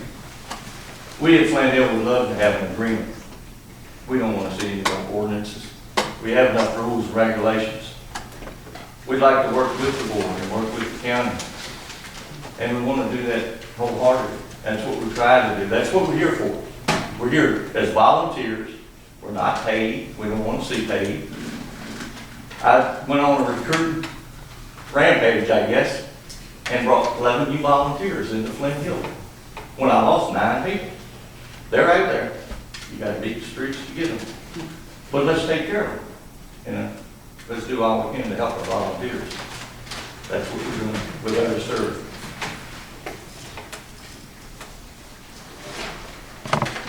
Anyone else care to speak? Yes. Sorry. Mr. Chairman, members of the board, I'm Ellen Johnson from the Piedmont District, school board member, and on the finance committee. So you know You know, I didn't look for this way. I'm a little upset, and of course but I understand why. I'm not just concerned about the 50,000 that our school's going to cut. I'm disturbed about the money that the county is showing. And I know that we all have to work together. I hope we're not going to have to work that hard. I hope you do a little better than the 50,000, because really, I don't know where we're going to make it up. I will say it's not going to be at the expense of students, because they have no part of this problem that we have. But I know that we all have to work together to make it up. And if we can make it up this year, I'd say amen to all that. But I know it's going to be hard. But I hope that you will look at this again, and if you can do a little better than the 50,000, I'd say thank you. I know the budget we had, it was a bare bone budget. Level funding, first time for the Board of Supervisors to ever do this for the school. But still, I say I understand why. And we, the board members, gave up their hospitalization. We don't have any hospitalization. And several other things that we worked on to cut here and cut there. And I really don't know where the money's going to come from, but we'll work at it and do the best we can do. I know in October 2000, I came to this board and I said, we need other revenue in this county than the real estate tax. That was 16 years ago. And I said, if we don't, we're going to have a problem. Well, the problem's here now, and the problem just didn't start yesterday. And so I'm really concerned about that. And I think that we all have to look around. I'm glad you did. I'm really glad that you didn't increase taxes, because I've been there. I've walked these roads with people that couldn't pay the taxes. And I know it's hard, but I know there's plenty that can pay that and more. But what do you do about people like that? Sometimes I look around when I said I had to come out to this board meeting today and saying all the problems we had, and I thought, my gosh, big Washington has come to little Washington. And it's really disturbing to me. But I just hope that you will look at the budget again, and if you can find anywhere that you can give us a little more in the school, that it would certainly be well spent. And I feel like we've well spent every penny that we've ever get, that the county's ever given us, because you can look at the results of our schools and you can see what we are producing. And where is the best place you could put your money except in education and in young people in this county? Because they're going to be sitting up there where you are next time. Maybe next time. Hopefully not next time. Excuse me, John, hopefully not next time. No, I really don't mean that. I've always said that we had a good working relationship with the Board of Supervisors, and I certainly think I've always had, and I appreciate that. And so, but anyway, we'll do the best we can do, and I hope you do the best you can. Okay, thank you. Thank you. Yes? Yes. Hi, I'm Sheila Bresendor. I think I'm in the Whitefield District. I'm not sure. Anyway, listening to this, listening to how we need money for this county, we need some way to find ways to implement our tax base and everything. I think a good way to be would be to encourage small businesses. I think sometimes small businesses have been thwarted in their trying to come into this community. I think there are plenty of buildings that could be repurposed possibly to encourage small businesses. I want to commend the Miller family, who actually has been here for generations. What they've done is opened up an opportunity for small farmers to come in and grow, and so that's actually added to our county as well. I think White Farm got their start at the Millers. That's a family with children, and I think we need to be able to encourage something like that. I think repurposing buildings like the Forge, filmmaking has come in, it's been encouraged. One of their owners is a family. He has children, so that's something that we can encourage as well. That's going to be a good way that we can do it. We have plenty of zoning restrictions that's going to help focus the opportunities where they should belong, and it's going to be a way, for one thing, we have an aging population. How are we going to replace the people as they're getting too old to be able to work the fire trucks and all the equipment and everything. Another example I have is Luke Zindel is a contractor, put in our septic system, brought his little boy in his overalls and everything, 3 years old, his little work boots and everything. So that's a family that's growing the business. That's going to add to our tax dollars as well. I think that's an avenue we need to address.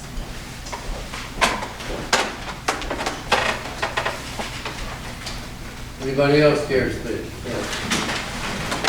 I just want to say in regards to football, I think anytime you can get any kind of statistical information on anything, information is a good thing. And we should all be applauding the efforts of any group that's willing to put in the legwork to do those kinds of things for us, because I don't think it hurts us in any way. The other hat is the Businesses of Rappahannock hat, and I would just like to invite all of you, members of the board, and anyone else here who has a business or is affiliated with a business in this community, to please come to our next quarterly networking social that will be held at the Historical Society under 10 South Side. For those of you who don't know, the Historical Society has a wonderful museum upstairs, and they would like to spotlight that this time, and Tula's and Magnolia Winery and some other places will be providing food and drink. So please, please, please come. If you want to join Businesses of Rappahannock, please do so. Okay. It's Wednesday, May 18th from 5 to 7, just 2 hours, and we'd love to see you. Thank you.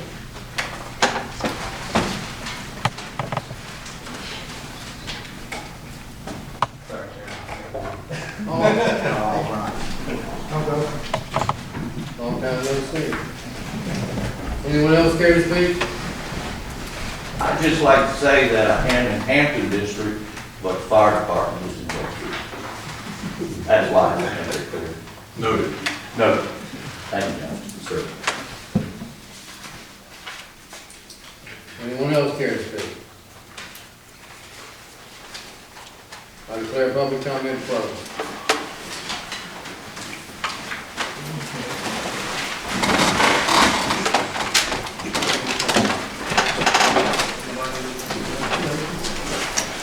Yeah, I'd like to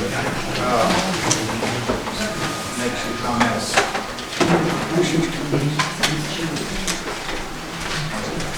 Quiet down a little bit.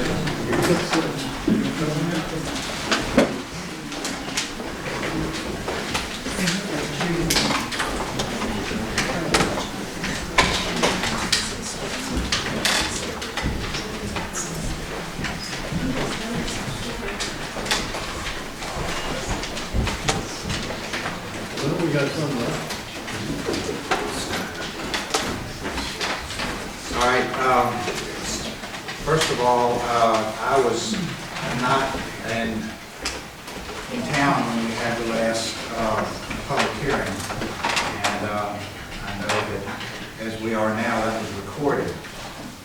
And so I did watch it on YouTube to see what I missed.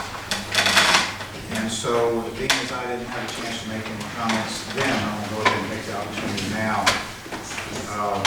One of the things that came up was somebody criticized the pay raise for the county attorney, Mr. Luke, and I wanted to mention that, you know, Mr. Luke and Mr. McCarthy, our prior current county administrator, pretty much have devoted their entire adult lives to the county. And the two of them working, you know, hand in hand has precluded a whole lot of problems we could have had. It's been a pretty smooth operation, and in essence, we're pretty spoiled from that. And when Mr. McCarthy decided to retire, Mr. Luke decided to stay on a little while longer so that there would be, you know, some type of transition with the administrations. If we lost both of them at the same time, it would be havoc. And so he agreed to work part-time, not realizing that with the absence of Mr. McCarthy, that he would have a hell of a lot more work than he thought. And so instead of think he agreed to work for something like $53,000, which is not, a whole lot of money for an attorney. But it turned out to be a whole lot more time than that. So somebody at the last meeting where I wasn't there criticized the fact that he looked like he was getting a 23% raise or something like that. It's still, so it brings it up to, it's not extra money. It was already in the budget for another attorney that wasn't needed. So it didn't really cost the county anymore. But I just want to say that he deserves that and probably more. And what's going to happen is he's going to leave us pretty soon, and we're going to have to go out and hire somebody, and I guarantee it's going to cost more money than what we're going to be paying for the rest of this year. So appreciate that you did stay on and help us out and not leave us hanging. Also, there is a lot of mention that Mr. Welch brought up, I think, and a few others about this this mix-up with the cost recovery for the rescue squads. I did notice in the budget that we're talking about for this year that there is, I think it's a little over $175,000 income from the county for this Cost Recovery Act. 4 years ago, it was zero. So I think with anything, when you implement a new ordinance, there's going to be some glitches. The glitch was that we voted not to collect money outside the county. And I see a lot of fire department here, and I don't need to explain the mix-up that's going on there. And I understand what Scott said here, that that money needs to be accounted for. There's no question about that. I think it's unfortunate that it happened that way.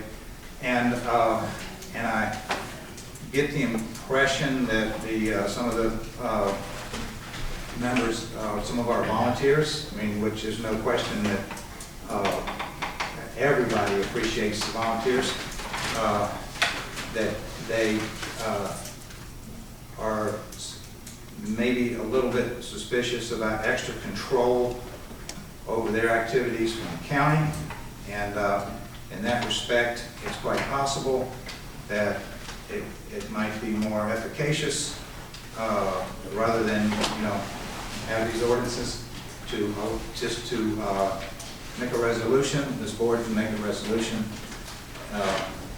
to permit each individual fire and rescue department to do their own billing, and leave the county out of it.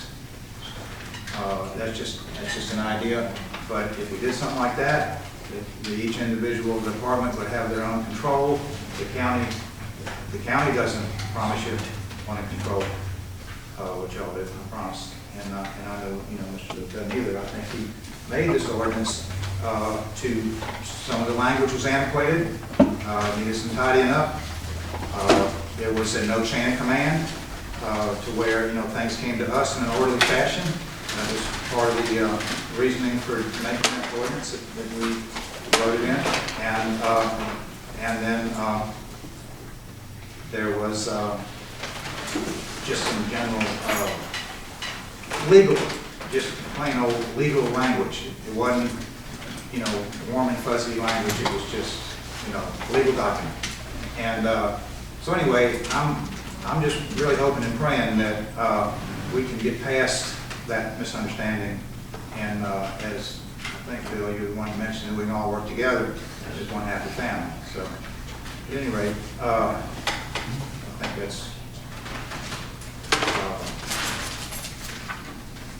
that pretty much covers what was on my mind, and I'm sorry I wasn't here for the last meeting. Thank you. We start good, Mr. Chairman? Yeah. I really don't know what Mr. Parrish was talking about.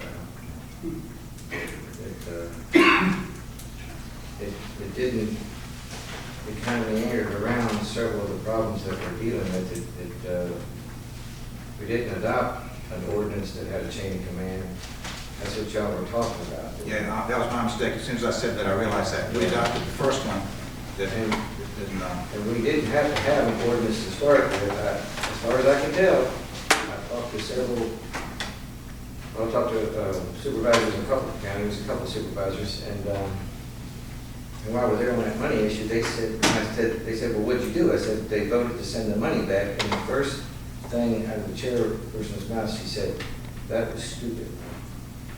Because they had done something, that board had taken time to work with Amosville and done something good for a volunteer company in Rappahannock. And we didn't even check with them. And now we're talking about sending more money back.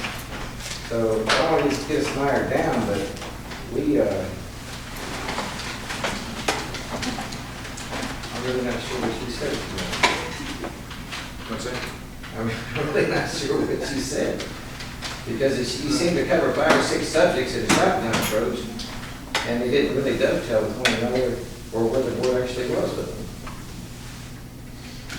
All I said was my personal opinion. Mr. Chairman, I just want to thank those that came here today to express their appreciation to the committee that was formed. You all know I wasn't necessarily the big advocate of it, but we're going to hear, I guess, a report on it in a little bit. You all met, and it sounds like everybody wants to find a way to make this work. Maybe Mr. Parrish's idea, such as it is, gets considered in your committee. I don't know. That's what the committee, I think, has been formulated to do, is to consider a lot of different ideas and language as to whether any of these agreements make sense for everybody. I will agree with Mr. Parrish that I think the county attorney was just trying to do the best he could to formulate some language. It's unfortunate that some of that language came across as, I think I've heard the word offensive.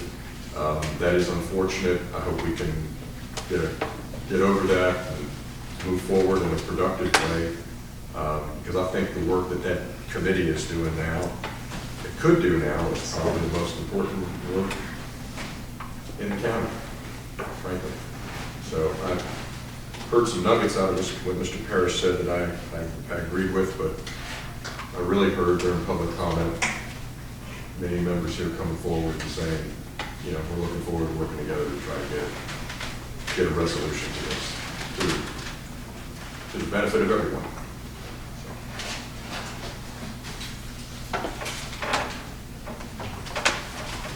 Well, we still have to praise for what Mr. McCarthy and Mr. Dunn for years. Can't take that away. Old business. We don't have a report. We've been working on the budget. I do think that we probably need a May Finance Committee meeting to talk about the progress that we've made, if all of you and Ron are agreeable to that. Sure. So we'll have that on May the 9th, it's the second Monday of the month. So we'll schedule that.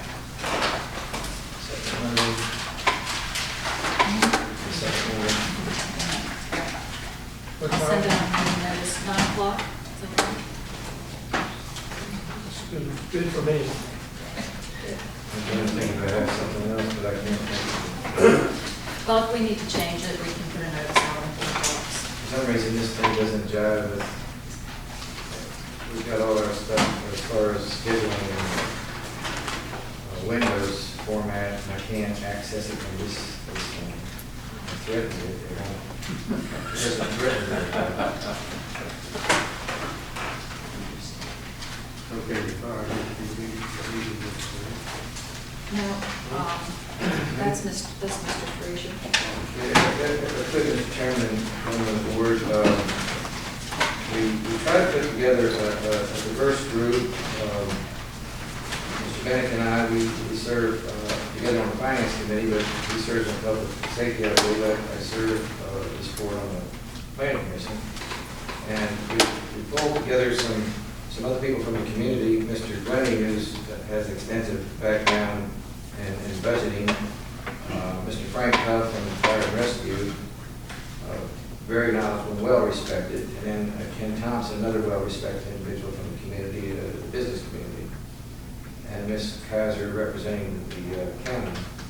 We're think a pretty good group of people. We got, I guess, involved in quite a bit of discussion.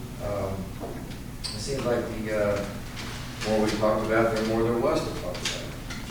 And I believe it went well, but the result is that, and we don't have the minutes finalized, but we'll be meeting again Thursday, May 5th at 6 p.m. In Mr. Burke's office. And we have, from that meeting, we discussed expectations in this fire agreement from both sides, both the Fire Rescue Association and the member companies and the county. And Mr. Glenny is going to be working with Mr. Chamberlain to discuss those points and try and put something together as a draft of expectation. But a fire service agreement is going to be, it's going to take us a little bit of time, but I think we're prepared to do it. What we have in place should carry us until that point. We looked at the Fauquier version as a template, and Ms. Kaiser and Candy worked on it to change it around a little bit so that it fit Rappahannock County. But Fauquier County has already went career. They have career staff at all their stations. I think it's 24,365. We're nowhere near that. Nowhere do we have funding allocated for such a thing. So we can't really use what this is, but again, it's a template. And we'll be open to get templates from other communities as well before we present something to this board and Fire Association. So that's just a brief synopsis of what we talked about for 3 hours. I don't think we want to talk for half that long. No. I'd like to make a comment. I'd like to thank the members of the volunteer fire department that came in to that meeting as, I guess, guests, and their cooperation and input. I was really impressed with the knowledge and the professionalism that they brought forward and their ideas and their willingness to work with the county to develop a plan that will serve the county. These people are volunteers. They do wonderful things for the county that we need just for our own personal safety and our personal health. I can't commend the firemen, the rescue people enough for their putting in all that time. So, and coming to that meeting and telling us in a very professional way what they need and want. So I said thank you. Okay, thank you, Mr. Brady. The rural rescue road designation for Rolling Road, 681. This was approved by this board last year for the 6-year plan, but VDOT is requesting that we need a signed resolution. So I wanted permission today to have the signature on the resolution so that can move forward. That's in my district, and I would like to see that road move on in its project. So I'll make the motion that we approve this and sign it and move the project along.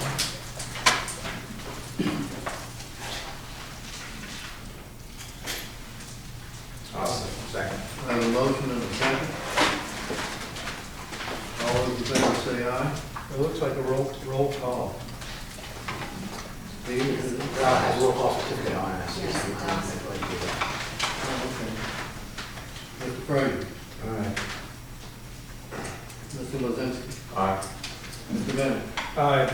Mr. Parrish. Aye. And Mr. Welch says aye also. Well, gets us to new business, salt install modification on the restriction. There it is. Yeah, I think, if you allow, gentlemen, Mr. Brown is here representing the salt install, and ask him to come on forward. He's got some plaques, I believe. Maybe it's already in your handout on board docs. I I'm glad we want to make a presentation. I've met with him twice, I've gone over all of that title work and surveys on this, and I'll give you my recommendation at the end of whether to turn over to Mr. Brown, let him present what Ms. Saltz's requesting to do. Thank you, Mr. Lucas. Chairman, members of the board, I'm Michael Brown. I represent the applicant, Patricia Saltzstall, who is also here this afternoon. In connection with her request to modify the restricted covenant that is on a portion of her property. This request had its genesis back in 1997 when Ms. Saltzstall was the owner of several tracts, among other lots F and G and H of what's called the Lindgren-Whaley subdivision on Dickerson Mountain Lane, and her adjoining main property, the 233-acre, at that time, 233-acre Russ Mountain Orchard property. Back then, Ms. Saltzstall desired to make the lots F and G of the Lindgren-Whaley division a little bit smaller and simply boundary adjust the excess acreage in those parcels into her adjoining Russ Orchard property. The concern at the time was that again, there were roughly 233 acres in her main property, and that by doing that, taking the acres out of the Lindgren-Whaley lots and boundary adjusting it into her larger parcel, she might be increasing the amount of acreage, and by doing so get an extra division as a result of our density calculation that we have in the ordinances. She was already at 233, and by definition could have had 4 parcels just under the exempt division, 50-plus acre parcels.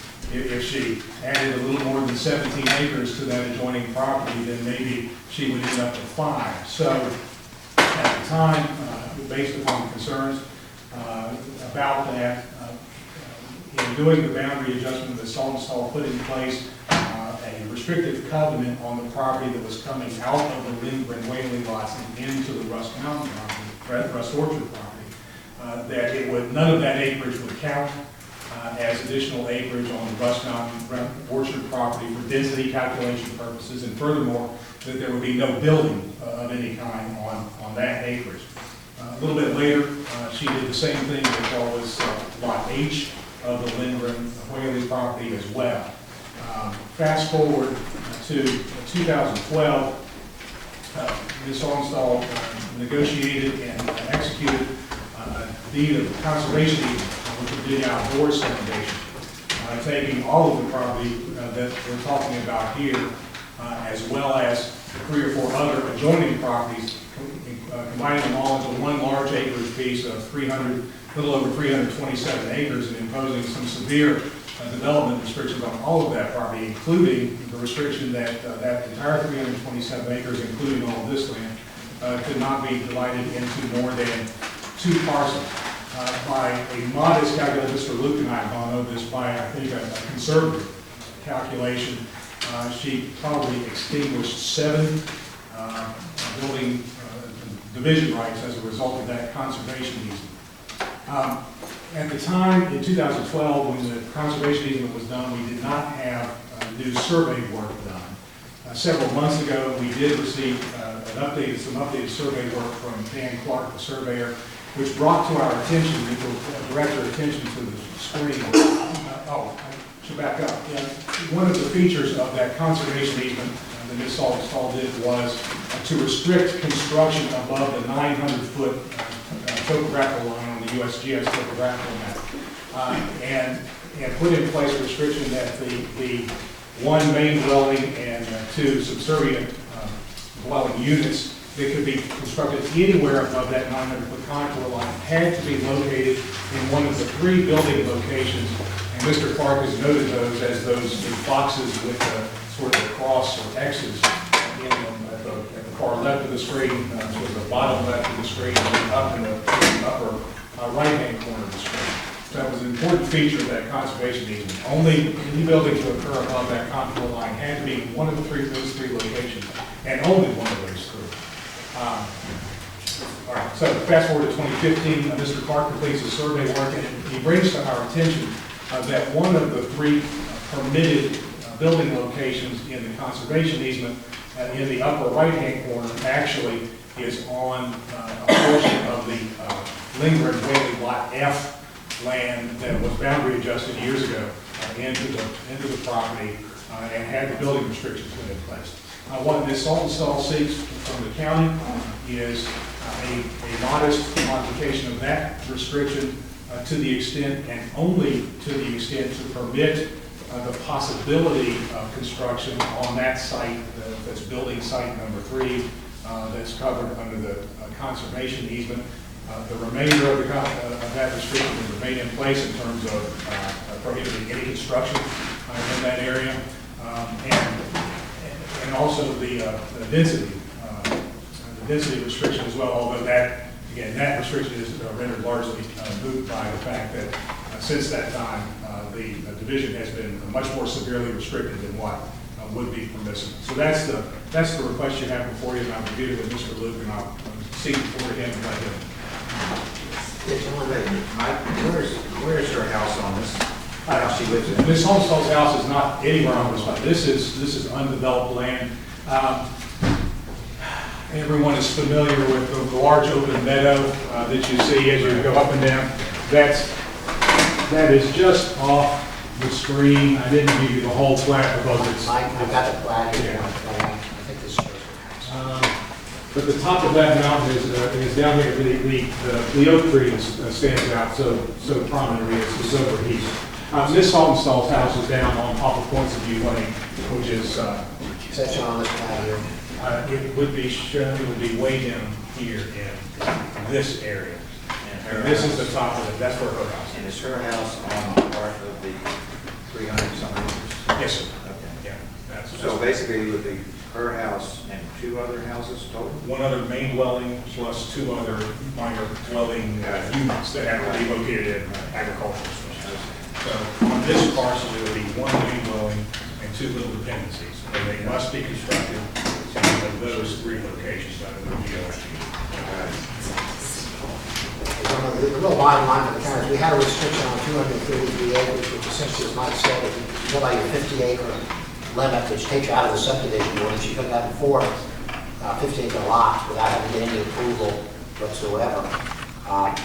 But because of what she's done here in this conservation easement, she's limited herself now to 2 parcels.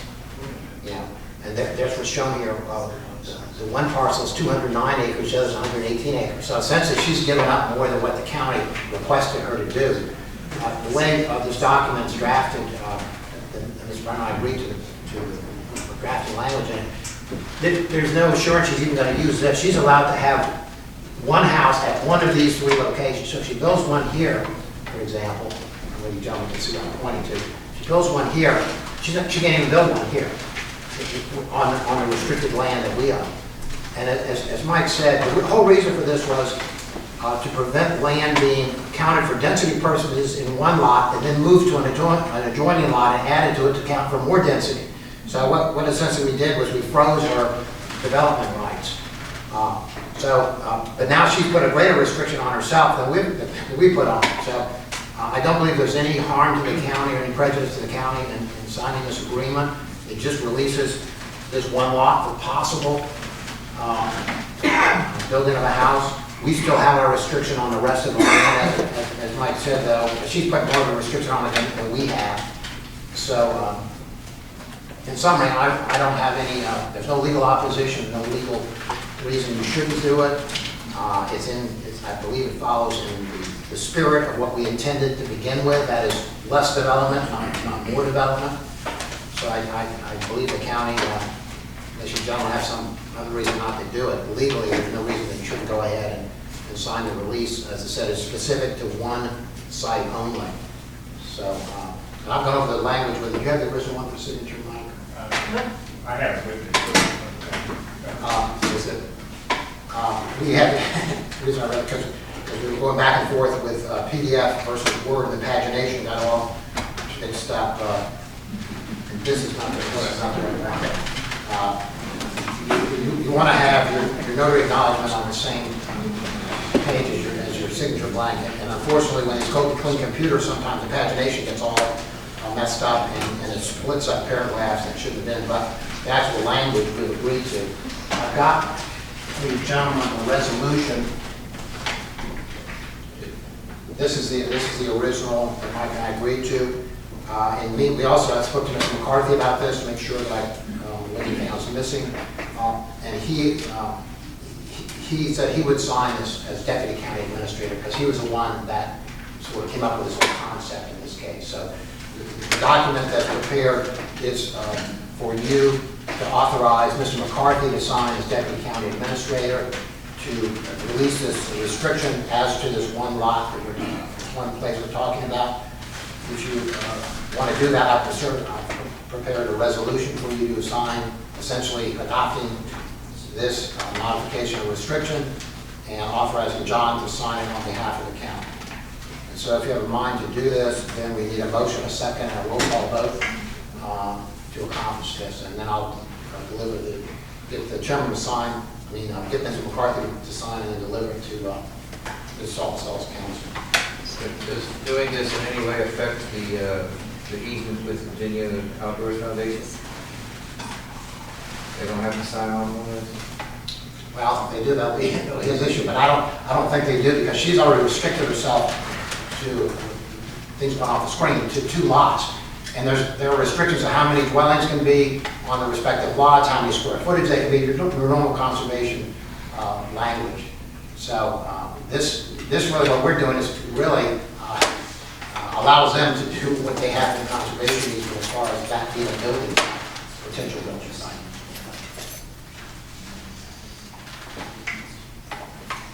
So anything that gets built there still has to go through the process of the planning commission and permitting. Yeah, it's an exemption from the building code or anything else. As I said, whoever buys that parcel will have, by the restrictive covenants she's put on with the conservation easement, only 3 potential house sites on the whole parcel.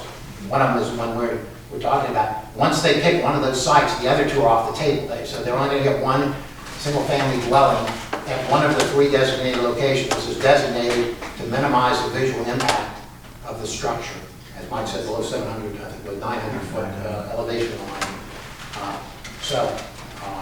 But to answer your question, John, yes, you still have to go through all the normal buildings. Size of structure and... Yeah, all that is spelled out in the conservation easement, the type of structure it is, square footage of it, how many you can have, and specifically, in this case, the actual physical location by latitude and longitude, which are just on that chart, if you can read it, these are actually specified by latitude and longitude of where the houses have to physically be located.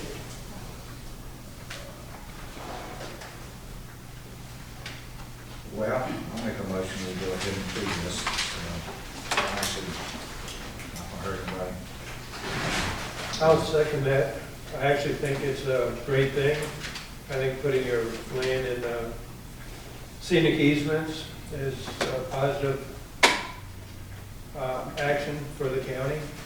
And I think they've thought very seriously about what they're doing and making these building site as non-visible as possible.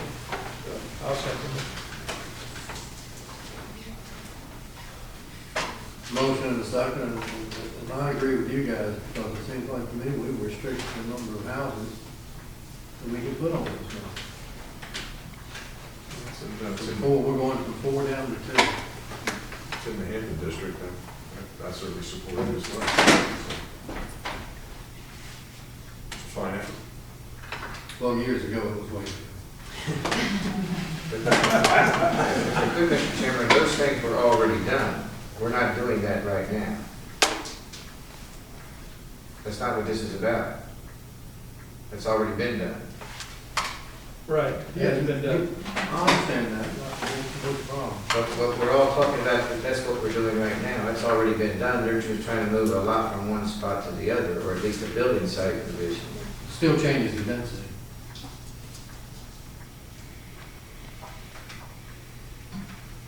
She's gone from the restriction we put on her, she could have gotten at least, she could have gotten 4 50-acre lots. But that's already been done. That's already been done. Right. Yeah, and what she's done, and subsequently by putting the conservation easement on, she's restricted herself even further to just 2 lots. But that's already been done. So we're not doing any of that. No. That's what I'm saying. We're not doing any of that, but we're talking is that that's what we're doing. I don't know if you're talking, I didn't hear that, but I think what you're doing is you're allowing her to put a house potentially a buyer of this property put a house at a location that is covered by our restriction. You're releasing the restriction as to that one location. That's different. Pardon? That's different than what we've been talking about. We're talking as if we're doing this. The board members are talking about as if we're doing this right now. We're not doing this right now. All that has been done. Yeah. Okay. We'll agree to that. I thought that was clear, but No, that's not what the discussion has been about. The discussion has been about as if we're doing that now. It's already been done. All we're doing is allowing the transfer of a possible building site. you're not transferring anything. All you're doing is releasing a covenant, a restriction on that one location. You're not changing the boundary lines, you're not giving any additional division rights or anything. You're saying that your restrictive covenant covers a certain parcel. For instance, 233 acres is now been combined to 300 some odd acres. And because one of these building sites is within the area that we have a restrictive covenant on, Exactly. they can't build unless we release this covenant. Exactly. And that's what this is all about. I think on your board docs is the document, deed of modification and restrictions, not a deed conveying anything or doing a subdivision or anything like that. It just releases the restriction, the restrictive covenant as to that one lot. So this doesn't change any density. No. She's already changed it. When she put that conservation easement on, she's restricted herself now to 2 lots. That's what I'm trying to say. All that's been done. That's right. But we have discussed it during the discussion period as if we're doing some of that now. I didn't say that. I didn't get that. I said that Brown went through the sequence of when these documents were adopted or signed. That's what the discussion sounds like, with the folks out there, I'm sure it's something like that. We're not doing any of that right now. We're just, as you said, releasing a restriction on a building site. All of this stuff has already transpired several years ago. It's already in syndication. That was stated. We just want to make sure that everybody understands what we're talking about, because it's not like we didn't. Well, we're just loosening up this one site, which will otherwise not be available to build on. And if she does build there, she can't build somewhere else.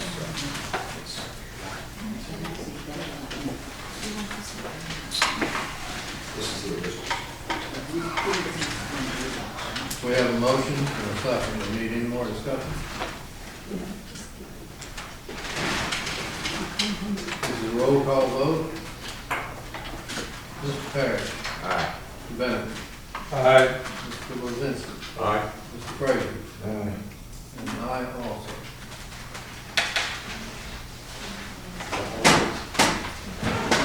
Thank you for your time.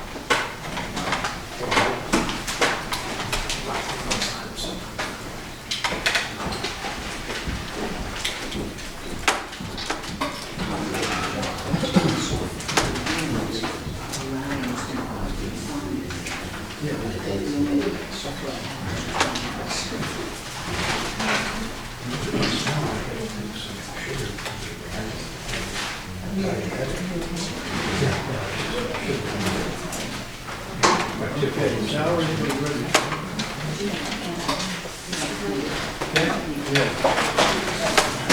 I would just like to note that I had talked to Mr. Hurley and told him that we would have him present, but that we wouldn't be making any decision because we have a budget workshop later today.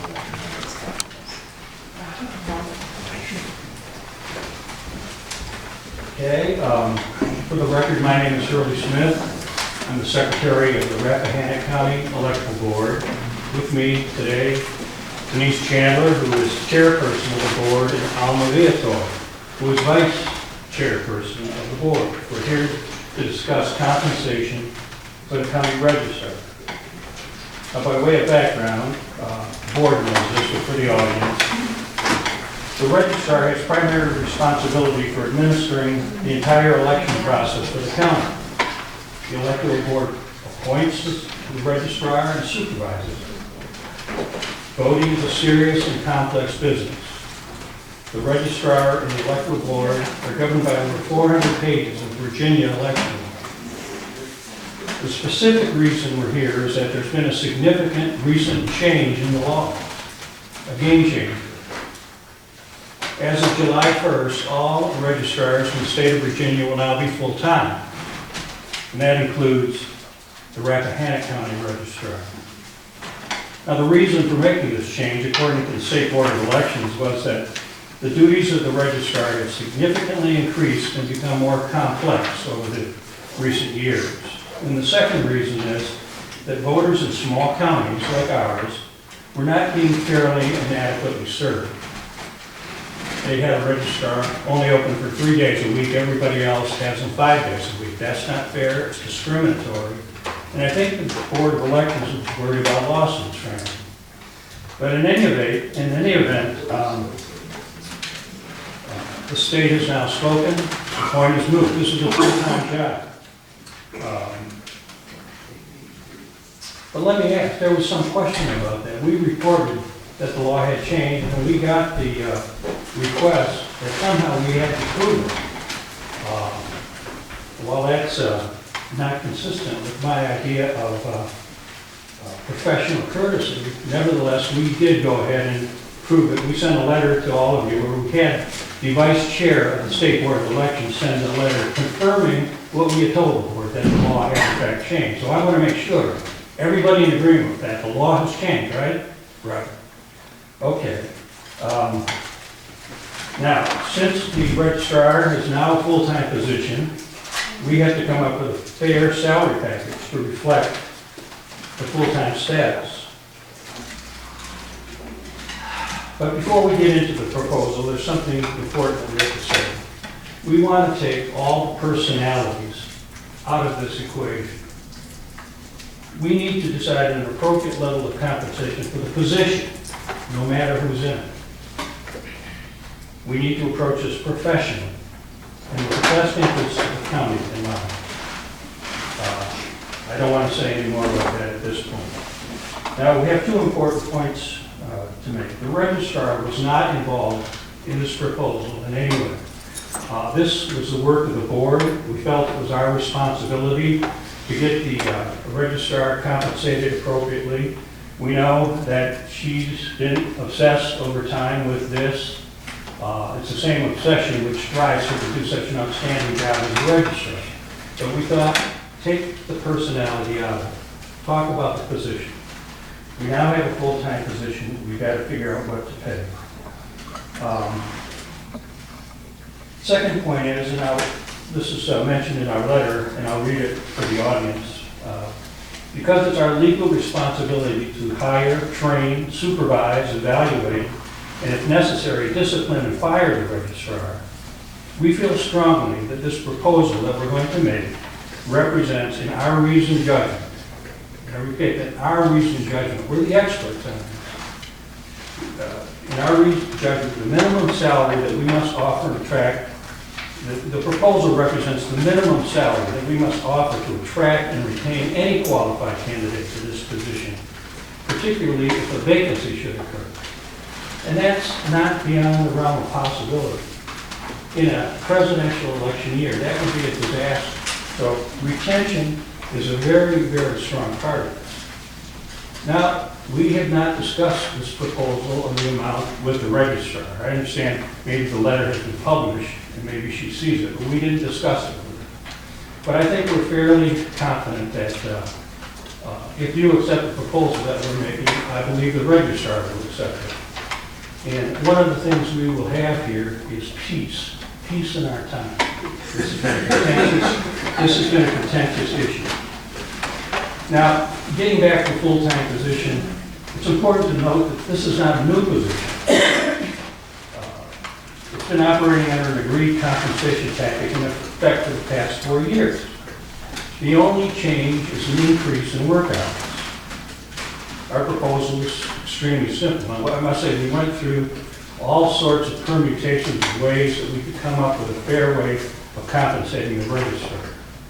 But we fell back on Occam's razor. When you're dealing with a difficult problem, the simplest solution is always the right solution. And so our proposal is very simple. There's no need to reinvent the wheel. what we do is we take the agreed present compensation level and apply an assumed hourly rate to it. Then we apply that to the increased 480 hours, which are required to be worked. Now, that raises another question. There's a question about required to work. If the registrar has to work an extra 2 days a week, does she have to show up to work? That was a question we got, and it's kind of baffling. But anyway, we looked it up. Believe it or not, the State Board of Elections does require 5 days a week, 8 hours a day. It's a requirement. And they also have about a half page of other requirements. Days when it has to be open till 7 o'clock. Saturdays that it has to be open. Sundays, days before election, things like that. So it's specified in the law. So let's not worry about whether the registrar is going to be there. We know she's going to be there because she's got enough work to do in those 2 extra days. Okay, let's go down to the actual proposal.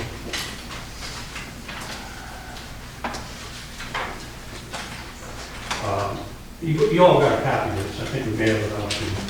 Just to summarize, the present compensation involves a $38,860 base salary, and that's established by the state. This was established for a part-time registrar.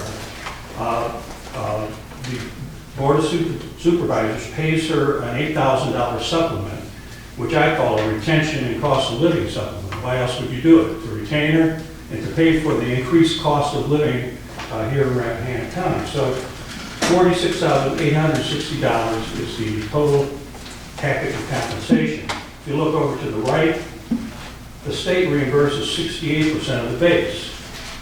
And so the total cost of the county of this $46,860 is $20,435.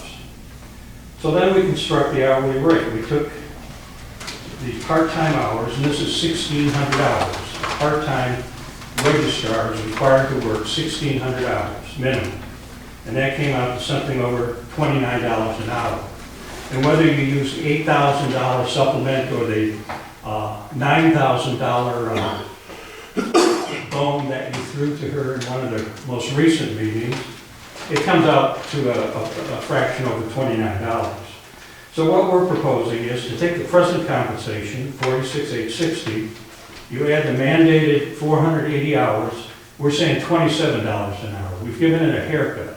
Everybody in the county, is striving to cut costs. So we thought maybe it'd be reasonable to cut $2 an hour out of that. And that comes up to $12,960. So the total proposed compensation is $59,820. Now, how about the reimbursement? Well, the state will reimburse $31,032 of that, we think, based on the percentage of reimbursement that they gave, last year. We're not exactly sure. It's going to be within the range of 68, 69, 70%. But we won't know that till July, because that's when they come out with their letter that establishes it. And it's based on a population and things like that. But let's say we computed it at 68%. We thought that was fair. So the total cost of the county for making this a full-time job is $28,788. It's a difference from part-time to full-time of $8,533 a year. $8,533 is all we're talking about. Now, the registrar advises us, we gave her a general idea. She says she's confident that sufficient savings in the budget can be realized during the course of the year to cover this amount. So what we're saying is approve this, peace in our time. It doesn't cost you anything. Gentlemen, this is a no-brainer. I don't see any reason to spend your life, the rest of your life, working on this or worrying about it. We put together a proposal that's fair to everybody. We think it'll resolve this contentious issue, and we can get on with our lives. Thank you very much. Thank you. I would like to follow up what Curly was saying, and please excuse me, but I was a teacher and over 60, and You so my guys are in for computer it now. skills are a little on the slow end side, so I put it on a board.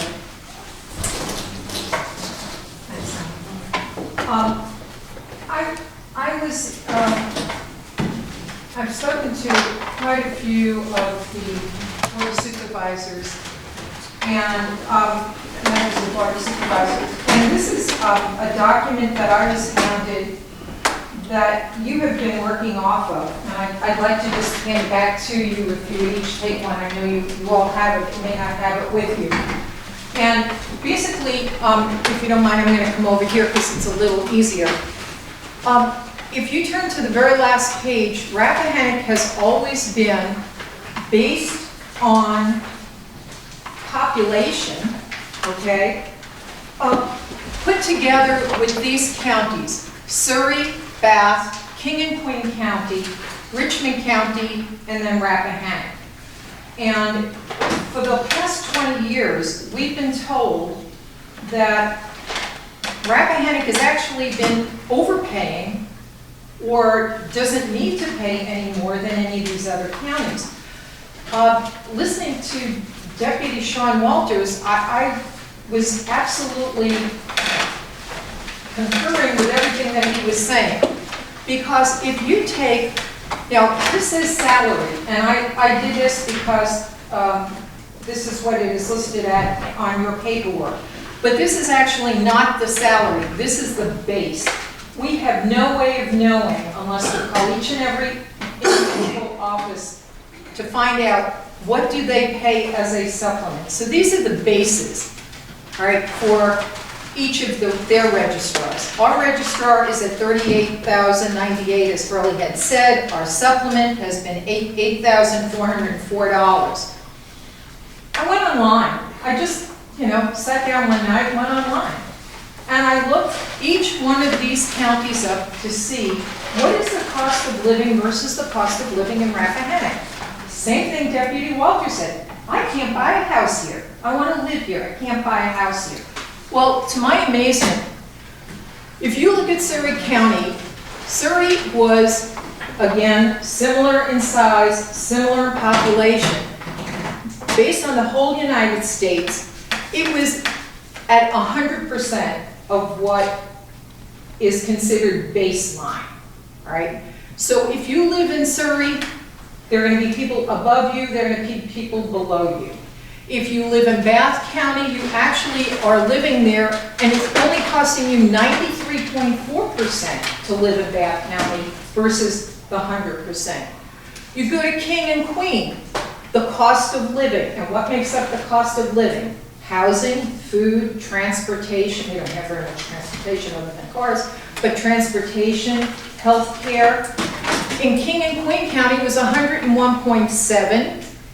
In Richmond, it was 95.4, and I fell over. Rappahannock was listed at 143%, which means it is 43% higher than the baseline in the United States.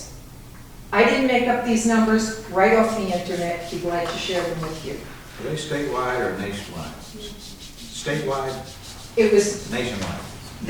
well, 100%, okay. Right. If this was 100% of cost of living, I think it was, let me look at that. Let me take a look at that, Chris, all right?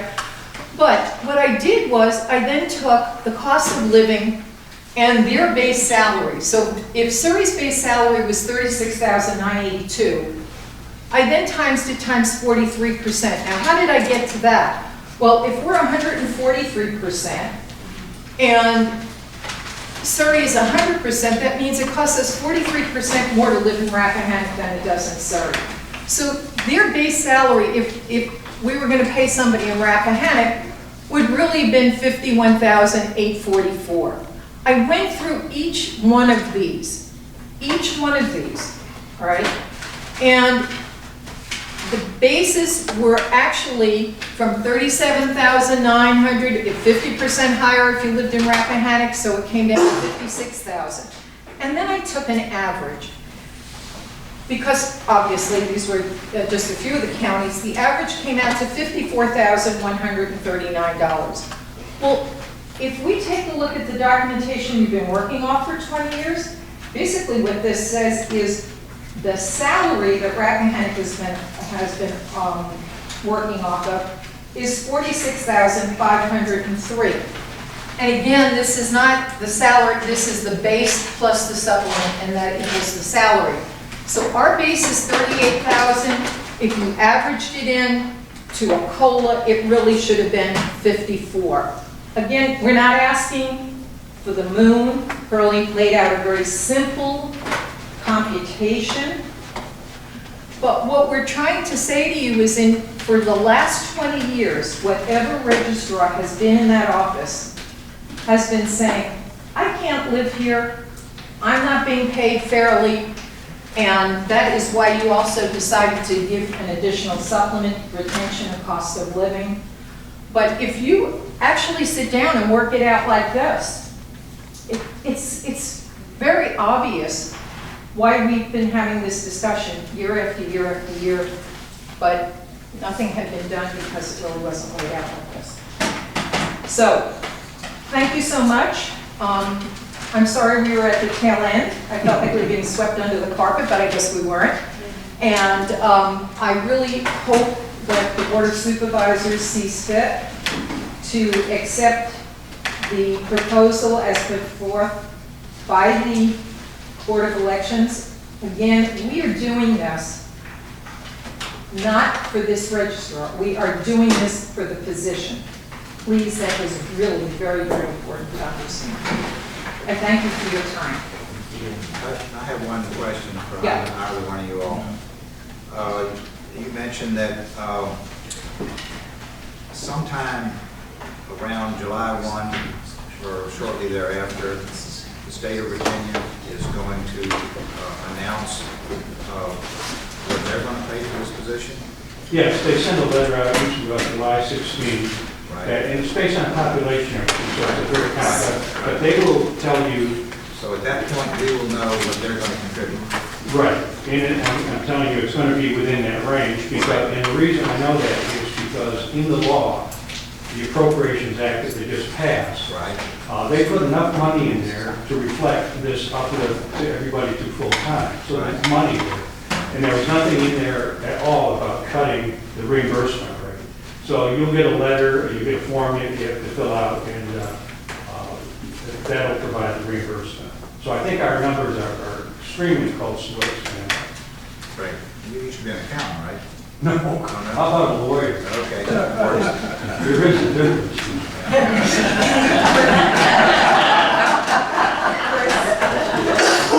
I would just like to take a moment to answer Chris. On the cost of living, all right, it says our cost of living indices are based on U.S. average of 100. An amount below 100 means, in this case, Rappahannock County. Rappahannock County is cheaper than the U.S. average. A cost of living index above 100 means Rappahannock County, Virginia is more expensive. Overall, Rappahannock County, Virginia, cost of living was 143.80.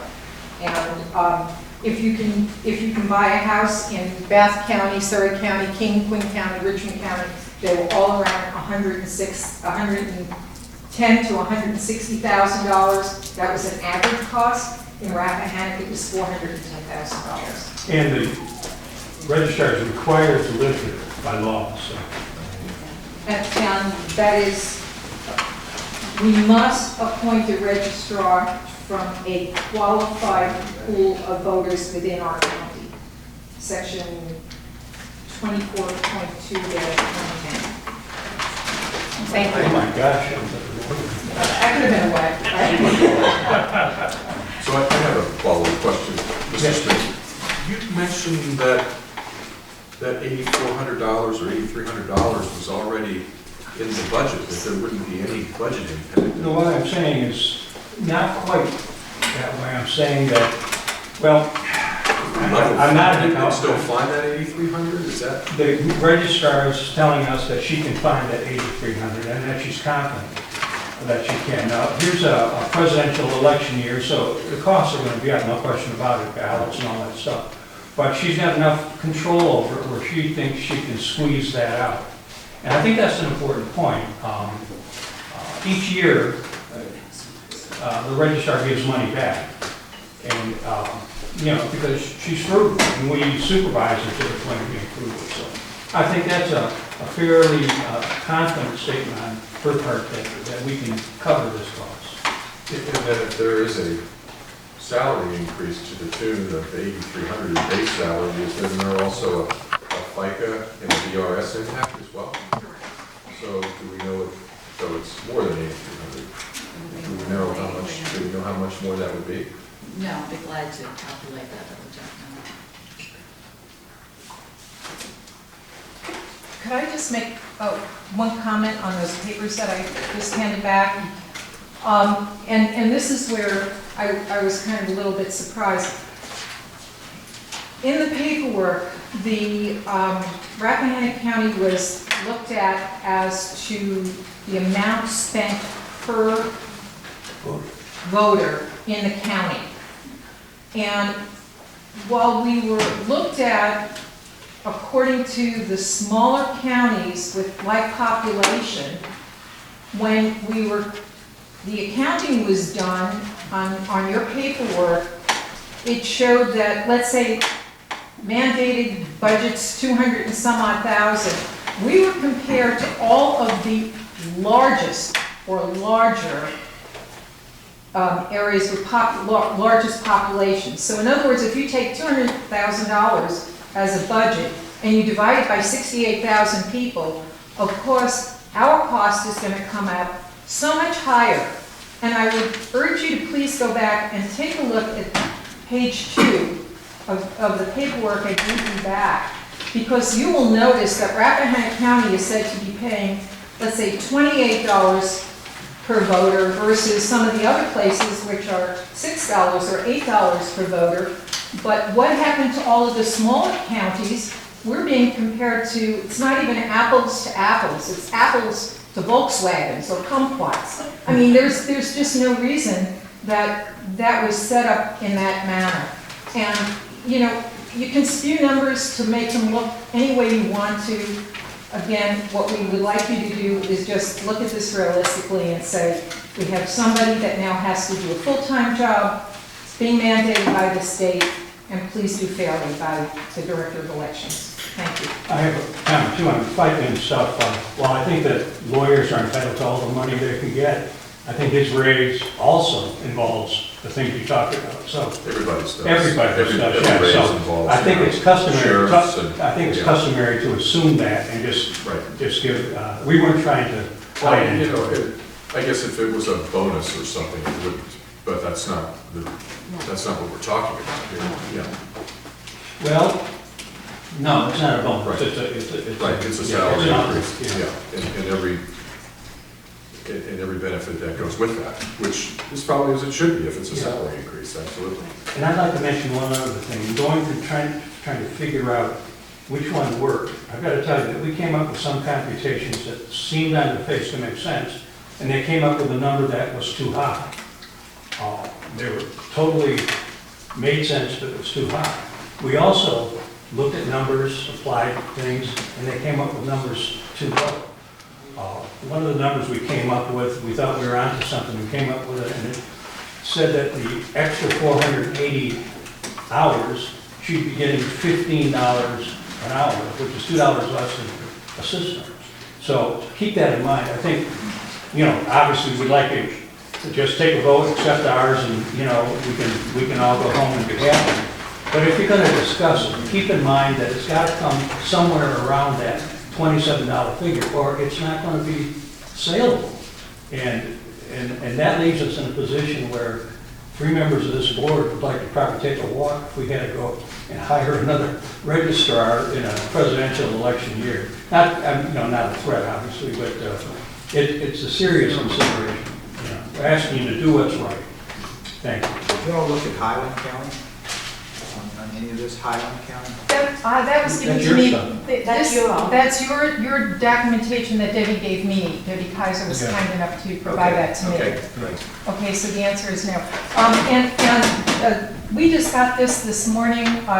It says the Department of Elections fiscal year 2015 aid to locality summary.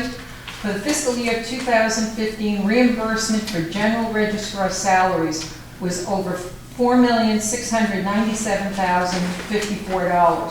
So, we know that we get back a lot of money back into the We used to get county. back 100%.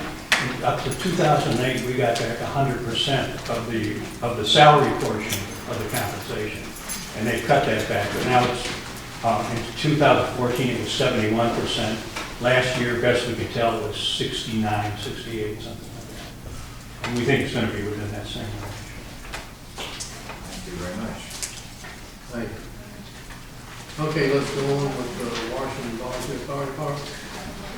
Mr. Chairman, I am going to respectfully recuse myself from this issue. I'm officer with Company 1. It's probably best that I not participate in this vote. Thank you. We have a request from Washington Volunteer Fire Company. As part of the fire levy, there are a number of different line items that are available, and one is called emergency grants.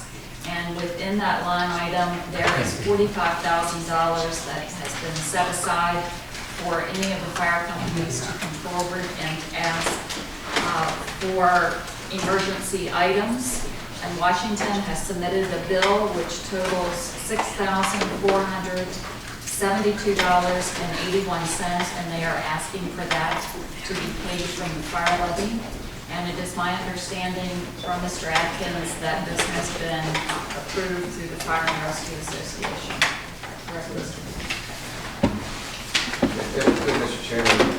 It was circulated to the fire levy board members as well, and I don't know that it was a unanimous return on the emails. I tried to watch that. I didn't comment on it because I didn't want to sway anything either way, but I did look at the work and look at the pricing for the work, and I'm confident that the work was within the pricing that other shops would have done it for. It's quite a bit of work. I'm in favor of going ahead and reimbursing. You said how much we had set aside? It was $45,000 that is in the emergency fund. And it has not been used this year, so the full $45,000 is available. Okay, I'll make a motion we approve that. Yes. I'll second it.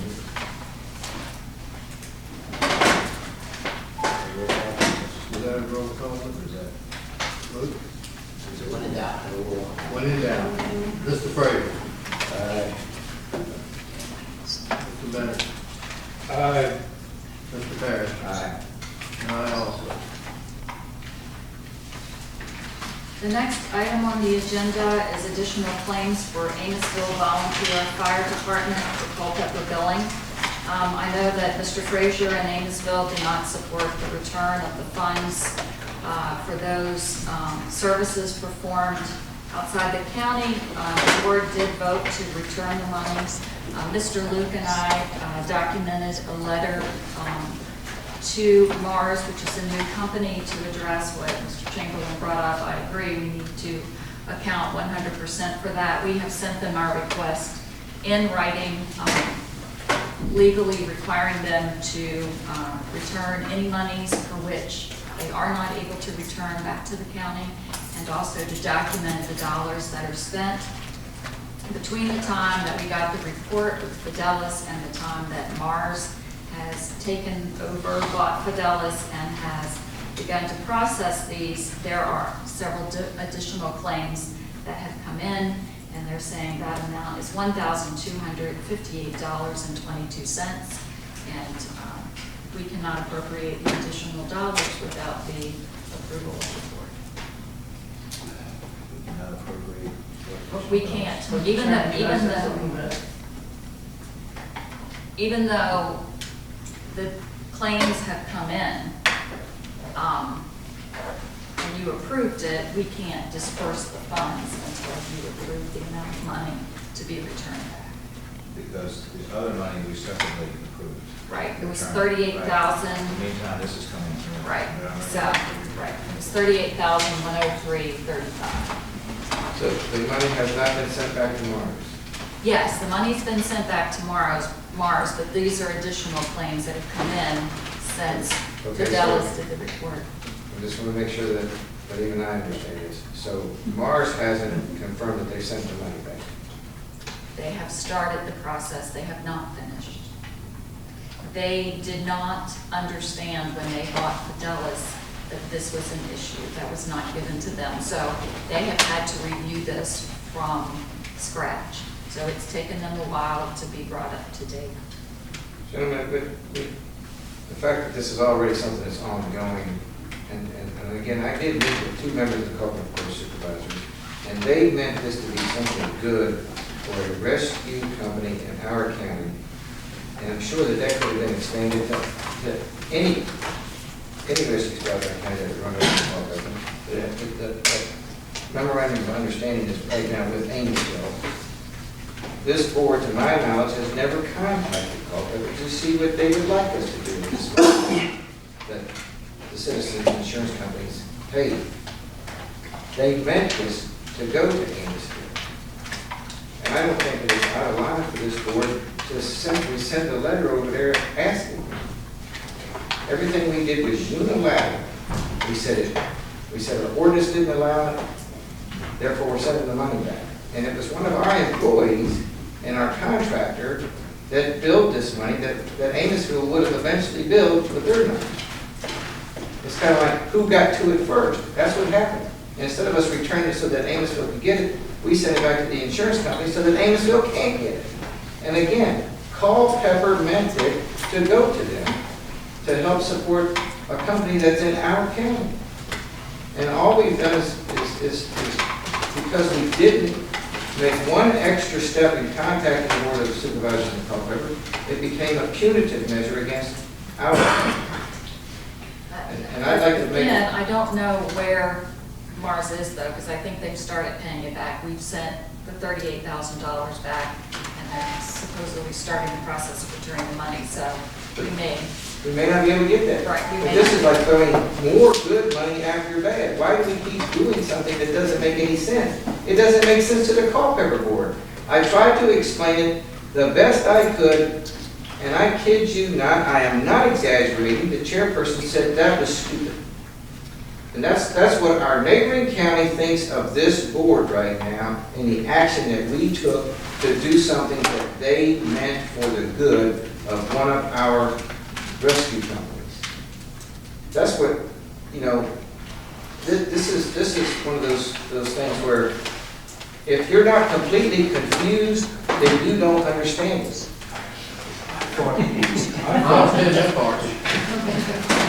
I thought this board voted reluctantly to send that money back because we were concerned about liability issues. That we were concerned that we could be sued by the insurance companies and by Medicare, even though it's argued, I know there was a big argument about this is just a rounding error to Medicare, but I thought we were trying to act on behalf of the larger body and not expose ourselves to potential lawsuit that could be out there. That's not to say that I don't think that we should get this money. But if it's because we have an ordinance that said something, 3 words for transports original in Rappahannock County. The law does not require the county to have an ordinance because several of the other counties around us don't have ordinances. So if we just repealed our ordinance, then we wouldn't have had that problem. We wouldn't have had that fear. But we have an ordinance for whatever reason, and I missed the words. I think everybody that voted for it, or we wouldn't have done it, or we would have at least asked a question about it. I'm guilty. Somehow that didn't stand out to me. If it had been underlined, if it had been in red or something, maybe it would have jumped out at me, but I did not notice it. That's the problem. What's happening with this money? It's coming back to us? We don't know? It could be in a black hole? We could never see it again? I'm having a hard time following the money here. The money was sent back to Mars because it was my understanding that we have an ordinance, and by accepting the money, it was a violation of our ordinance. And so we said, as a board, you said as a board, that we should send the money back. So if that was the philosophy and that was approved, if that was the philosophy, that's why I brought this up, because these are additional dollars. So if we had that train of thought on the $38,000, then this is still claims that came in much later that are in the same type of bucket as to what we've sent. I've sent a note to Mars and said we need full accountability. We need a letter to explain to people. We need documents back to show that money has been paid, and if it can't be paid, that we want that money back. So Mars, again, has been slow in doing this because when they bought Fidelis, they were not aware that any of this was out there. Fidelis didn't tell them. So they've struggled with understanding this as well, to this crazy point, and it's confusing. So they've started sending the money back. I can't send this money back without an appropriation from the board. You say they send this money back, where are they sending it? They're sending it back to the insurance carriers, to Medicare or to Blue Cross Blue Shield or Care First or whatever the carrier wants. Well, all due respect, I said that this was probably going to happen because Amosville personnel told me that it was going to happen, that there was going to be additional funds coming in from some of these same calls, and Mr. McCarthy said he doubted it, and here we are. And really, with the board's indulgence, I would like to ask that we simply just don't do this because it doesn't make any sense. And the county that we have the mutual aid agreement with, that Mr. Luke based the language in the ordinance on, they don't care. They would rather us not do it. I don't know where we are now in that process of amending things, at least with them, but 2 board members, one of them was on both boards, the one that committed themselves to Amosville, the memorandum of understanding where they could bill their residents insurance companies, soft bill. They don't bill people that don't have insurance. I believe that's correct. But there's 3 members on that board that were on the board that adopted the mutual aid agreement that we're fussing over. So they should have known that there was 2 different things out there when they did the first and the second one. I mean, the second one, they should have known that the other existed, the mutual aid agreement. They don't want us to do it. We don't have a letter from them telling us that they want us to do it. So how about we just kick this down another month and see if something else? I think if nothing else, that would help Amosville's personnel here today. If we just kicked it down the road till we got some documentation somewhere. Okay. Is there any indication as to how much more this money is going to, how much more billing we might have? I would imagine that it would be little to none. It's been a year since the last claim, so it's whenever the providers, the hospital, or whoever bills it, so it should be done by then. And that doesn't mean we wouldn't have a straggler, but for this point, I can't imagine. There is a couple $1,000 more out there. Oh, it is? Yes, there is. All right, I'll make the motion that we postpone this for another month. Okay. This decision.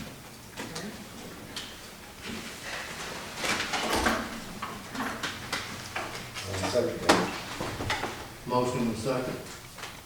All those in favor say aye. Aye. All opposed, nay. I'm going to need to fix this. Must be something I'm missing. It's just part of the work of the committee. It's what we need to have is permission from the other counties to do that. And then we can write our ordinance to suit that. It's more complicated, but we have a mutual aid agreement with Culpeper that says between the 2 counties, there'll be no reimbursement for any emergency services for any cross-county lines. Then I drafted this ordinance, I specifically put in there so we wouldn't get into issues with adjoining counties, because Culpeper was only one that we had We have 5 counties around us, all have different systems. Some have volunteers and paid, some have all volunteer. I'm not even going to do volunteers anymore, but they have split systems and different ways of funding their people. So when I wrote this ordinance, I said, we want to go ahead and put something in place now that we can go ahead and build now without having to wait and make agreements with 5 separate counties. So that's why the provision is in there that allows these companies to build, I think, over $200,000 that come into this for transports that originated in Rappahannock County. That way we didn't have to get into these other counties. So I don't know, what Mr. Fraser was talking about in terms of these other, I have the agreement that we entered into with them, I think it was back in the 80s. We've got a couple of them. We have one with Fauquier too, it's the same thing. We have one with Madison. Culpeper sent us an agreement that had this exact same language in it. They wanted us to assign a new agreement, I've got it right here in my file, that had this exact same language in it, that we were not going to charge, we were not telling any reimbursement. And that's what, because we have to sign that agreement. I said, we're not going to get into signing an agreement until this whole thing sorts out. But you may say, well, they sent us the agreement. I have it here, it's my county administrator that has this exact same language.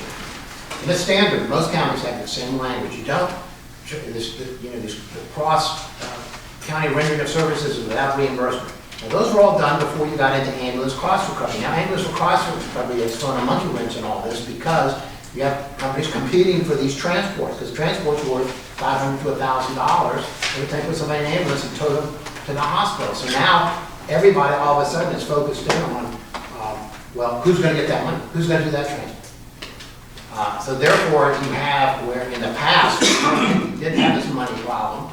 Everybody just ran for essentially the good of their heart. Now you have money involved, and that's changed the whole thing. So I don't have any, Mr. Parrish said earlier, let's just do away with the county system. I will tell you, the county system has been nothing but trouble. Even though the county went into it with the best of intentions, and people say, well, you shouldn't have done it by ordinance. You don't impose fees on people and charge them all these rules as to forgiveness by a resolution. You do it by an ordinance. I've got other counties' ordinances that I looked at. Resolutions have a way of getting lost over time, buried back in the board minutes, and nobody even remembers about it. So I do think it was proper to have an ordinance, which we did, and I say a lot of counties do that. Now, if you're going to go to an individual company billing system, yeah, you don't need the county ordinance there. But all the information I got from supposedly from the Fire and Rescue Association was supposedly everybody had agreed to. They wanted the county to undertake this entire project, which we did, for their benefit. We don't scoop any money out of this. We went ahead, bid out from the Fidel side, we bid out, had to go to the Public Procurement Act, so we bid that out. We got it, we got them online, signed a contract with them, and companies started submitting their invoices. And as I said, they've gotten, I think it's over $175,000 to $200,000 has come in through this thing. So, but if companies now, I hear, and I don't know, I haven't heard from all of them, I hear from Amos, whether they all want to get away with it or not. Maybe in the stark light of day, someone might say, well, maybe it's not so good for us to do away with it. Maybe we want the county to do it. Some of the others say, no, we want to run our own Medicare number. So let's say many times legally, they're not to stop them from running their own Medicare. But I will say this, gentlemen, you voted on this. I made my pitch. You heard from Mr. Connick. We argued it back and forth. You made a decision. Once 10 days passed, they can't appeal that. Because the claim was denied by this board. Now, though, if you're going to start opening that back up again and say, well, we're going to second guess ourselves. Maybe we shouldn't. We're going to second guess ourselves. You're going to open that back up. So, I haven't heard anything different. I heard Mr. Fraser's comments, but I heard those before. I haven't heard anything new that really changes the legal situation, which was our ordinance said you can't do it. And that's all I've said from the beginning. Those words were not. If I could interject, I met with the Culpeper Board of Supervisors, the two of them, the chair and one of the senior members, and they don't understand why we turn it. That's irrelevant. They don't understand why. The question is, our ordinance says we weren't supposed to do it. And if in fact we were audited by Medicare, and it's not going to be a good excuse. Well, Culpeper County, two members over there said they didn't think it was a good idea. Now, how far is that argument going to fly? So the argument has support because they signed a memorandum of understanding with the one company. Well, you know, they should have told us about that. But the thing, the difference between an MAA and an MOU and everything else we want to throw out there. You were told, you didn't give them a copy of it. What? You were given a copy of it. Are you in compliance with the remainder of your ordinance? Read the last part of your ordinance, Pete. I assume what Mr. Atkins is talking about. Yeah, I was given a copy of the agreement with call tower after it complete.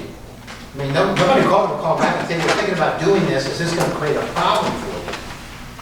Now, The difference is, those board members, and I'm sure their legal advisor must have somewhere along the line have discussed this with them, they don't see billing the insurance companies as billing Culpeper County. As a matter of fact, if you look back in their resolutions, their board minutes and their fire services agreement, their board said that they think the only people that don't, the only one that benefits by them not billing is the insurance company. So that's the way they look at it. It's the insurance companies paying it, not the citizens. I'm not going to, I've had my say about it. But as far as this board going back and second guessing, every now and then we all second guess ourselves because we're human and we make mistakes. If there was some new evidence, just like with a pork. I just gave it to you, Peter. There's board members down there, we haven't ever communicated from one board to the other board to see what they think. What they think doesn't change the wording in our ordinance.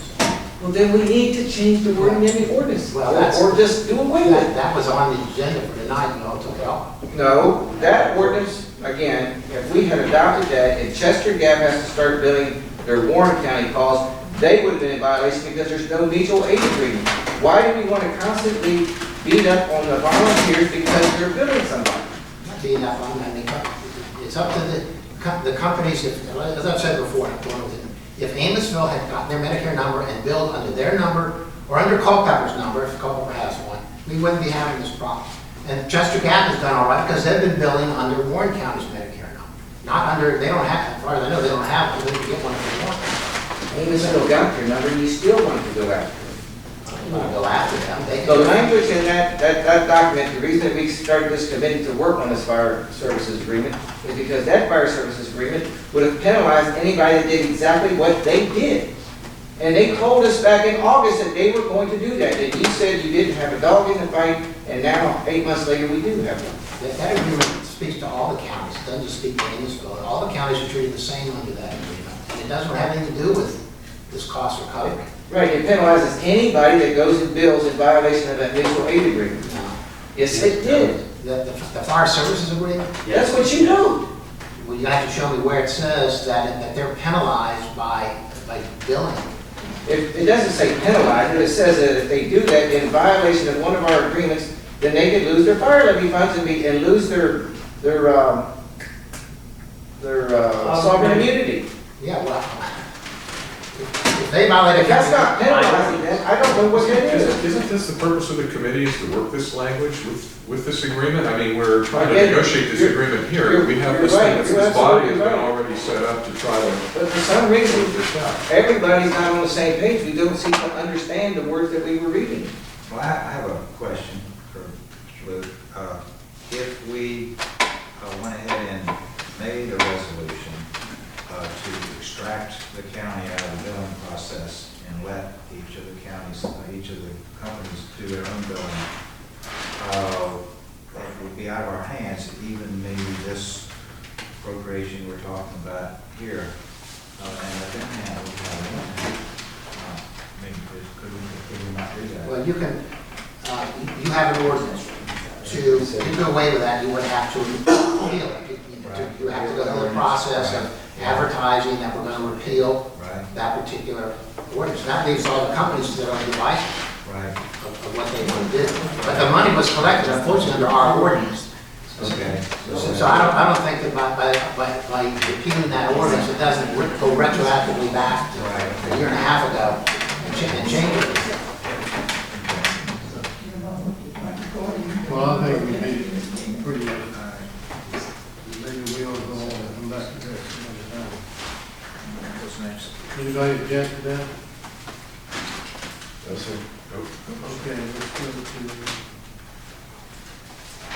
Social Services Advisory Board appointment. Gentlemen, I'm sorry, I don't have the letter available. Oh, you do? Yes. Yes, I The Board of Supervisors appoints 3 people to the Social Services Advisory Board to adjust or to work with personnel, salary increases, and that sort of thing. There's 3 people on the board. Ted Metcalf has done it for the last 4 years and would like to serve another term. Has requested to do so. I've spoken with Mrs. Metcalf. She apologizes she couldn't be here this afternoon. We have a baby coming into the family up in New England, so she's out of town. But, she submitted this letter here. I've spoken with her, and she has enthusiasm to serve another term. I know things very well. You can just do it back and send it. I second it. All in favor, say aye. Aye. Let's go. Thank you. I just wanted to give you an update, and the public an update, that we do spend a significant amount of money hauling leachate water out of the Amosville facility. And I met with Joyce Engineering and DEQ, and this is something that Mr. McCarthy began, and I want to finish up with it. I think it's very important, and as I said, can save us money. DEQ was very receptive to our ideas, and so we may need to have an adjusted invoice or a budget from them. It may take a little bit more work, but I think in the long run, we'll end up saving us money. So we're going to put a flow meter in the pipes, see how much is really flowing through, and hopefully we can not add that to the rainwater and separate it, and it won't require as much hauling out as we're doing. So I'll keep you posted on that and may bring back a revised invoice, but looking good to potentially save some money. Great. The next item is a signature change on the checks. As you know, we have 3 signatures on our checks, which is Deborah Nick, Mr. Welch, and Peggy Ralph. And with Peggy's retirement from our board here, I thought we may want to go to just a 2-person signature check, since we'll have somebody else that really won't be a county employee. So we need a resolution if we want to do that. We're not prepared to do that today. I just wanted to get your input if that was something that you'd be interested in, and Peter and I can work on that if there's interest. Well, we're going to have to pay for it. Right, we will either way, so. So 2 signatures would streamline it as long as we're comfortable. That's fine. It would be Deborah Nick and. Right. Good. Okay, correspondence. We have a letter from Rappahannock Electric Cooperative. We have a representative in the audience. Mr. Luke is familiar with this. It's just information that was required to go out to each chairman in the state of Virginia. So you can read that, or if you want to address it. Well, the only thing I'll say about it, I get these about every other month. I get them from, they involve some utility rate or some new service or whatever, and most of them don't apply to us. So this one caught my eye because it will apply. I think you've got a copy of the letter that I received, which essentially puts us on notice that there could be an increase in rate when they go to this new system they're going to go to, which has to do with controlling the use of air conditioning. But it's going to be sort of funded by everybody. So I think they've got in the letter 21 cents per 1,000 kilowatt hours. I just want to make the board aware of it. There is, as in the letter there, they mentioned, I believe, that it's going to be I have the actual documents. I think it's going to be a hearing in September in front of the State Corporation Commission. Also, the gentleman, I did call and talk to him in the Rappahannock Electric Co-op. They're willing to send somebody here. If you want the representative to come to a meeting to explain it, they're willing to do that. I'm not here recommending, oh yeah, we really get involved with this and get involved with it. Stabilization Commission on there, which is rate structuring and everything, but it is going to affect when people may start seeing us show up in their bill when these programs actually implemented. So this is just to make you aware of it. If you want me to have somebody here from RAC to talk about it, I can do that. But I don't think we need to get involved to the SCC level.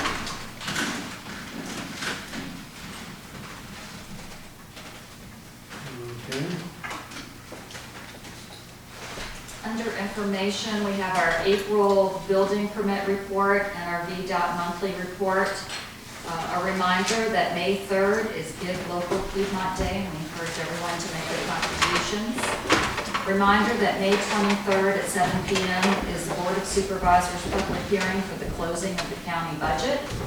And then a reminder that your statement of economic interest are due January 15th. And June 15th, and I just passed those out to you.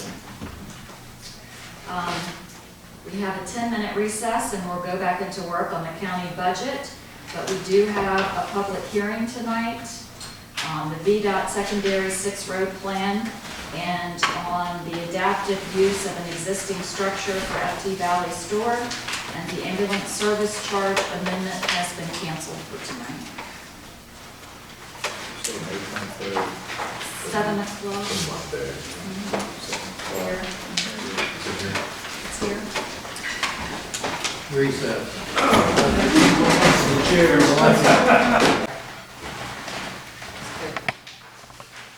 Ain't much. No, I won't do that. Yeah, we'll give it a Okay, at the top of the sheet, it shows the different plans to the left. It shows single, dual, and family. So it shows you that there's 25 people that are enrolled in the single, the dual, there's 16, the family, there's 3, the dual, there's 2, and the family, there's 3. And those are the current fiscal year 2016 costs. So those are the premiums that are paid.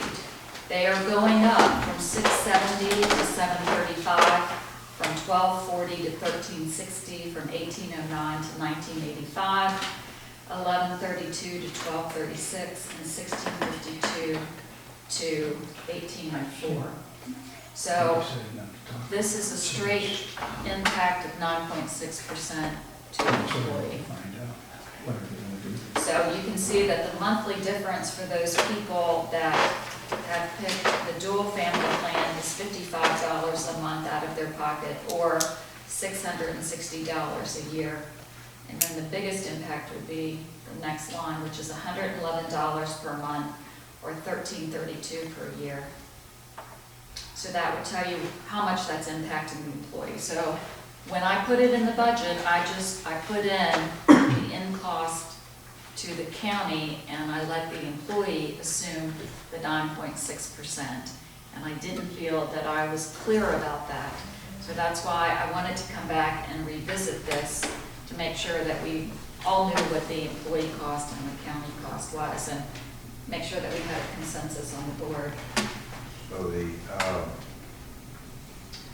this family and dual, I mean, is that all covered by the county, or they pay for that? The way that it works is that the county pays for everybody's employee-only premium.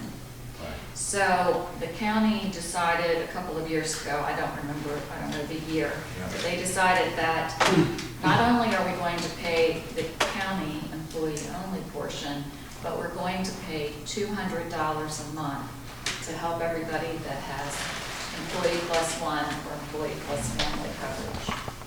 So even those employees that have family coverage, they're still getting their employee-only coverage paid for by the county.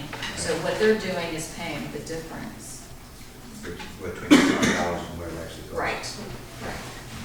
Now, what happened a couple of years ago, I understand, is that when the county went to pay that $200 for the people that have employee plus one or family, that there were people that said, well, wait a minute, I'm employee only.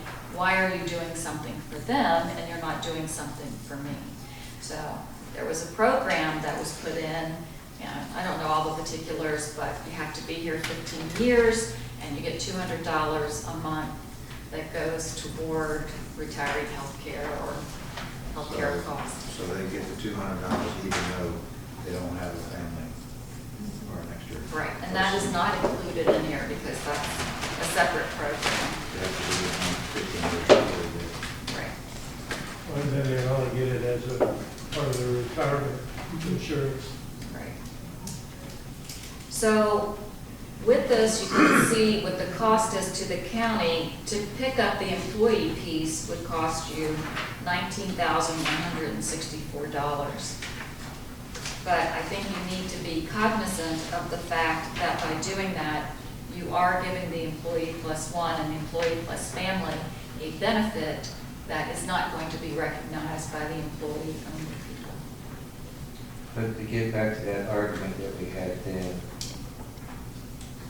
you have certain benefits. Just because somebody can't take advantage of it, that's not our fault. It's kind of like the thing that we passed last month with the benefits for the tax thing with the volunteers. Right. Every volunteer could take advantage of it. But we did something that everyone might be able to. The fact that everyone couldn't, maybe we don't need to get into that. That's how we got over into that time. It's a matter of philosophy. I've seen healthcare plans where they say it's the cost, you pay it, and others have done it by pay structure, which gets complicated. So the lower you pay, the more subsidy there is. So it's really just a matter of philosophy. It's done in a number of ways.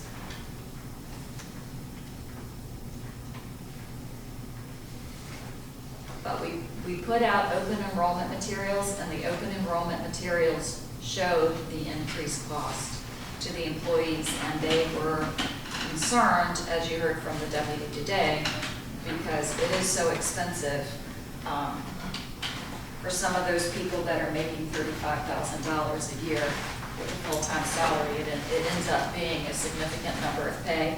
And I did not go through and do that. I can do that for you if you'd like, if you're interested in seeing what the percent of healthcare would be out of the employee's pay. It's going to be business. It would be different.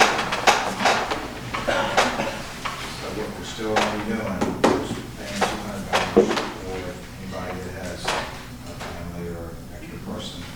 And if they don't, we're still going to put $200 into their, this is per month. To the employee-only piece. Yeah, okay. Well, that's what we've been doing all these, for the time we probably should keep doing it. Right, and I did not put in there for a change, but now what this is doing is saying that you're going to contribute that $660 for 3 people. You're going to be contributing the $1,332 for 3 people, $576 for 2 people, and $1,152 for 3 people because they're covering their families. And you won't be doing something for the employee-only piece unless you choose to. They're still getting the $200. They're still getting the $200. Right. And that cost, Yeah, well, that cost is shown. It's not included in there, so that's separate. and so this is going to cost us an extra, $19,164. and that's going to reduce this $32,000. Mhm. You already got it in. I've already got it in there. All right. Well, I mean, You're not getting $200 a month unless you're employee plus one and employee plus family, right? Right. Yeah, because you're getting your employees getting higher than people, single subscribers getting higher. Right. well, I don't have a problem leaving it like you have it.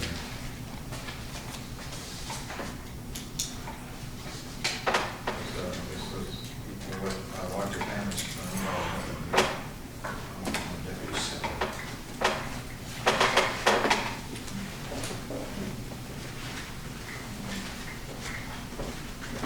How are you going to work it out?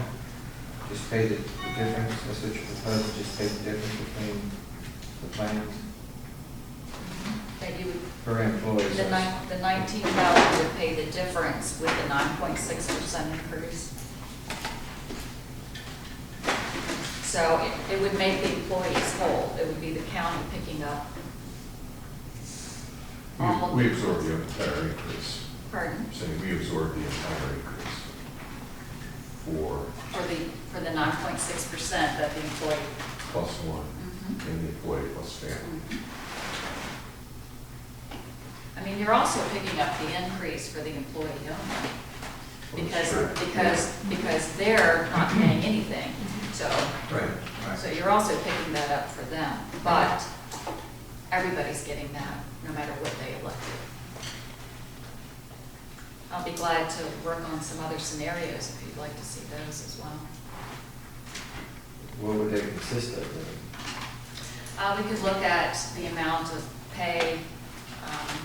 One of the things I think we probably may want to look at next year, I don't know if there would be an appetite from the employees or not, but I worked somewhere where the employee only said, hey, we want to help the family out. We'll pay $25 a month. We can help lower, the employee plus family costs. So there may be some options. I think it's probably a little late in the game for that this year. But if you want to see what this percentage would be of the employees' election, I'll be glad to do that. It's up to you all. We all okay with the way it is? I think we're taking it easy. Not that that's wrong. We've already done it. That's what they used to do. Yeah. All right. None of them will be penalized by an increase in the cost of insurance. We pay it, you mean? Yeah. Right. They would not be Right. Their cost would remain the same. It's not necessarily the easiest way, it's the direct way, it's the way to be done. Well, right, that's what I meant. That's what he said. Yeah, that's what I thought. Yeah. So is this a consensus thing? I would say we should probably vote. I'll make a motion that we go ahead and keep the same system we've been doing with this, pay the increase, and also pay the increase, so the employees don't have to bear the burden of that. You don't need that, actually, this is just going to go on the budget. You're just- Yeah. So you don't think we need one? No, you just need when you finally approve the budget, you'll need 3 of you to have to vote to approve the budget. Because you don't need to vote on each individual thing. Yeah, because if the jail number changes, then this could change, for example, right? If it's less, then we don't have 20. It's better not. What's that? It's better not. Yeah, that's a Yeah. big We jump. got a representative there that's taken care of. It's a formula, isn't it? Just a, Yeah. From the jail? isn't it it's just a formula, isn't it? Yeah, it's formula based on the average daily prisoner count that we see of our people that are in there, which is only like 12 or something. It's 600 some odd bed facility, I believe, by the time they double bunk everybody. Where it's a very small point, but you've got the debt part. Right. We're responsible for the debt, plus then the ongoing maintenance. If it's not covered by the fees they generate. It is, to answer your question, it is a formula. All right, so the 2% salary increase would be required by the comp board, but what we've normally done in the past is to give everyone the 2%. So that's the cost that I assumed, so I assume that you all are in agreement with that. Okay. Now that we know what it costs to live in Rappahannock County. And then the only other thing left to discuss would be the Director of Elections full-time salary. And again, I think that's a budget neutral in that she has money in her budget. I think we should talk about it in concept. I mean, we've heard a lot about it here. I just, again, it's something that's now required by the Commonwealth. I mean, they're saying, okay, it's got to be a full-time position now, and it's open 5 days a week, and there's another 480 hours required by whatever person serves as a director of elections. I think you have to treat him or her fairly.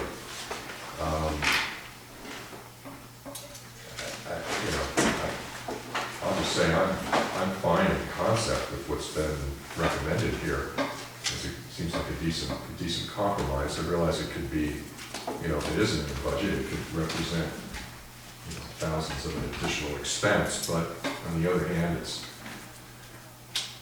sort of, you've got to look at what the new laws are now, and the responsibility of the position, and the days that need to be worked. And, so, I know I just think it's worth mentioning something here, since we've heard a lot of additional information, and we all want peace in our day. Did we ask them to go through the presentation again? I'll hear it again. I'm ready. I'll hear it again. I did have a question about, you gave us a figure on what the Richmond recommended as a salary for a part-time person, but I didn't know if I heard what they recommended for our county as a salary for a full-time. Who recommends? Richmond? Concord? Well, it's not the Concord. No, are you talking about are you talking about the salary, the reimbursement, the level, the salary level that they will reimburse? Right. Okay, that level is 45,575. Okay.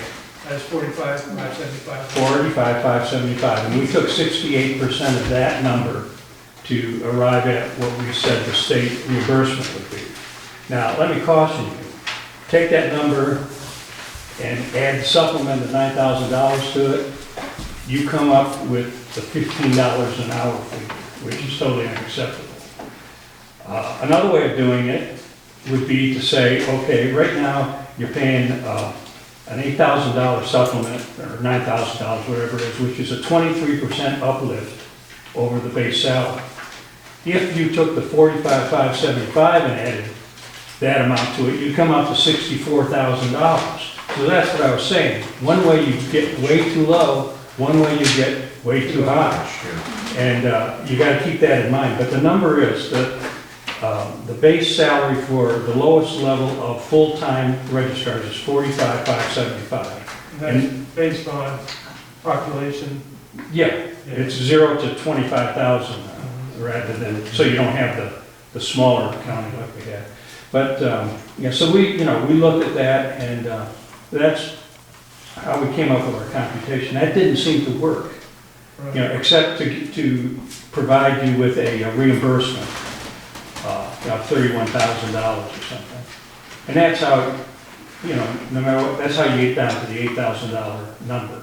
Yeah, because the present compensation is 46,860. Right. Yeah, and that consists of a salary plus a 23% uplift with a supplement. And so, yeah, the base salary now for full-time is actually less than our registrar makes.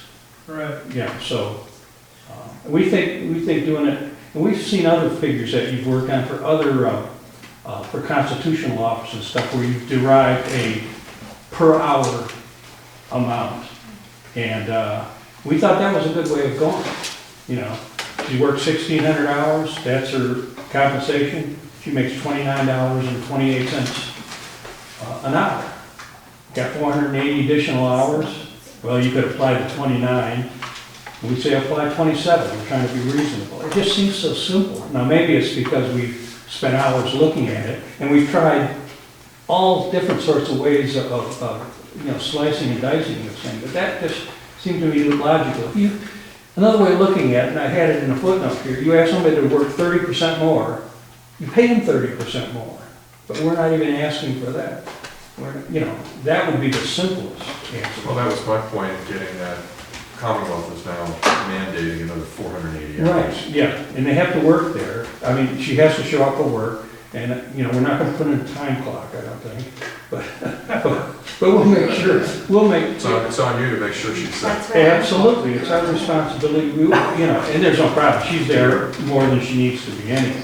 But it seems like the state has mandated but hasn't completely funded their mandate. They funded it at the same level that they funded the other one, 68%. Right. You know, it is, it's the same, it is the same.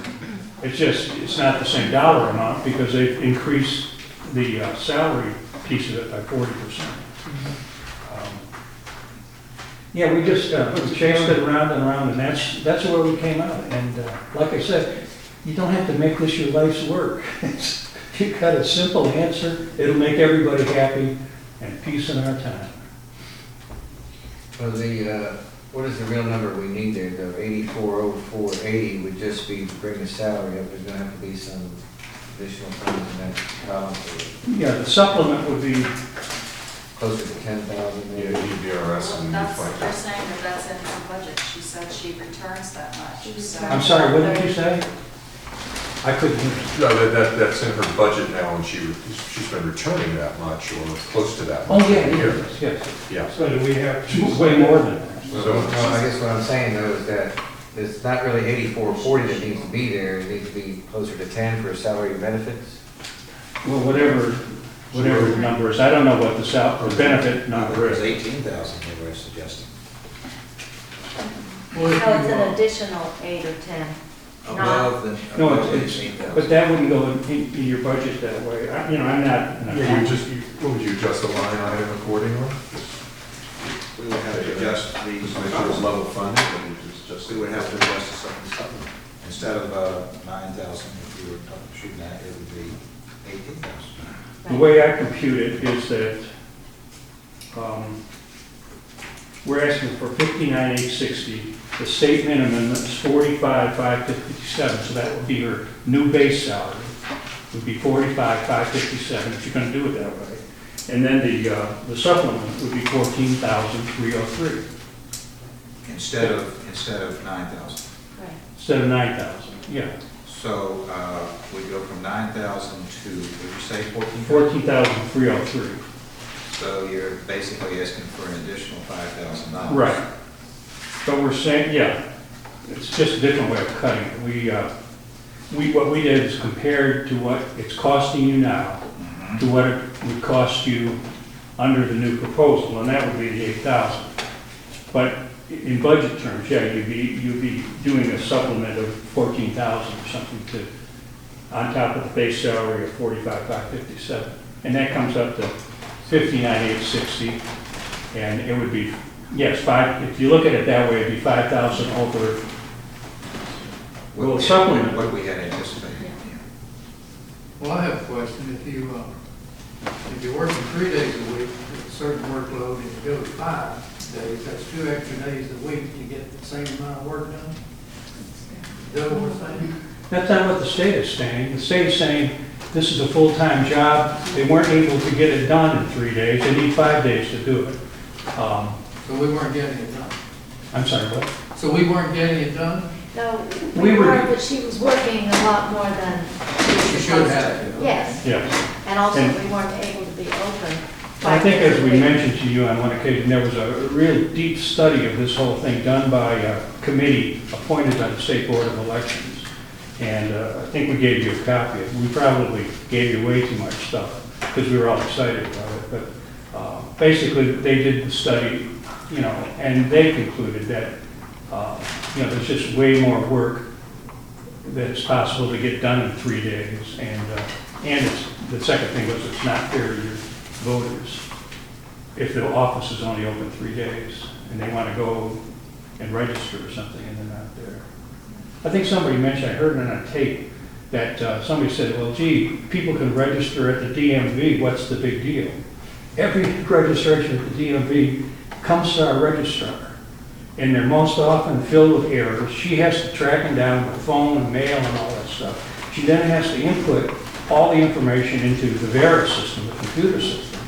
So it doesn't, it's great for the voter, but it doesn't reduce anybody's workload on this end of it. So. But let me just make one point. This last election, we had 2 people who had thought they had changed and had everything taken care of at the DMV, but those computers are malfunctioning. So this guy goes to vote at his new place, and he can't vote. And they say, no, you're in Rappahannock County. So we had 2 people that we had to deal with who were very angry because the DMV screwed it all up. And that's just on election day. But I mean, in general, the stuff that comes in from the DMV, as you might expect, is not really pristine.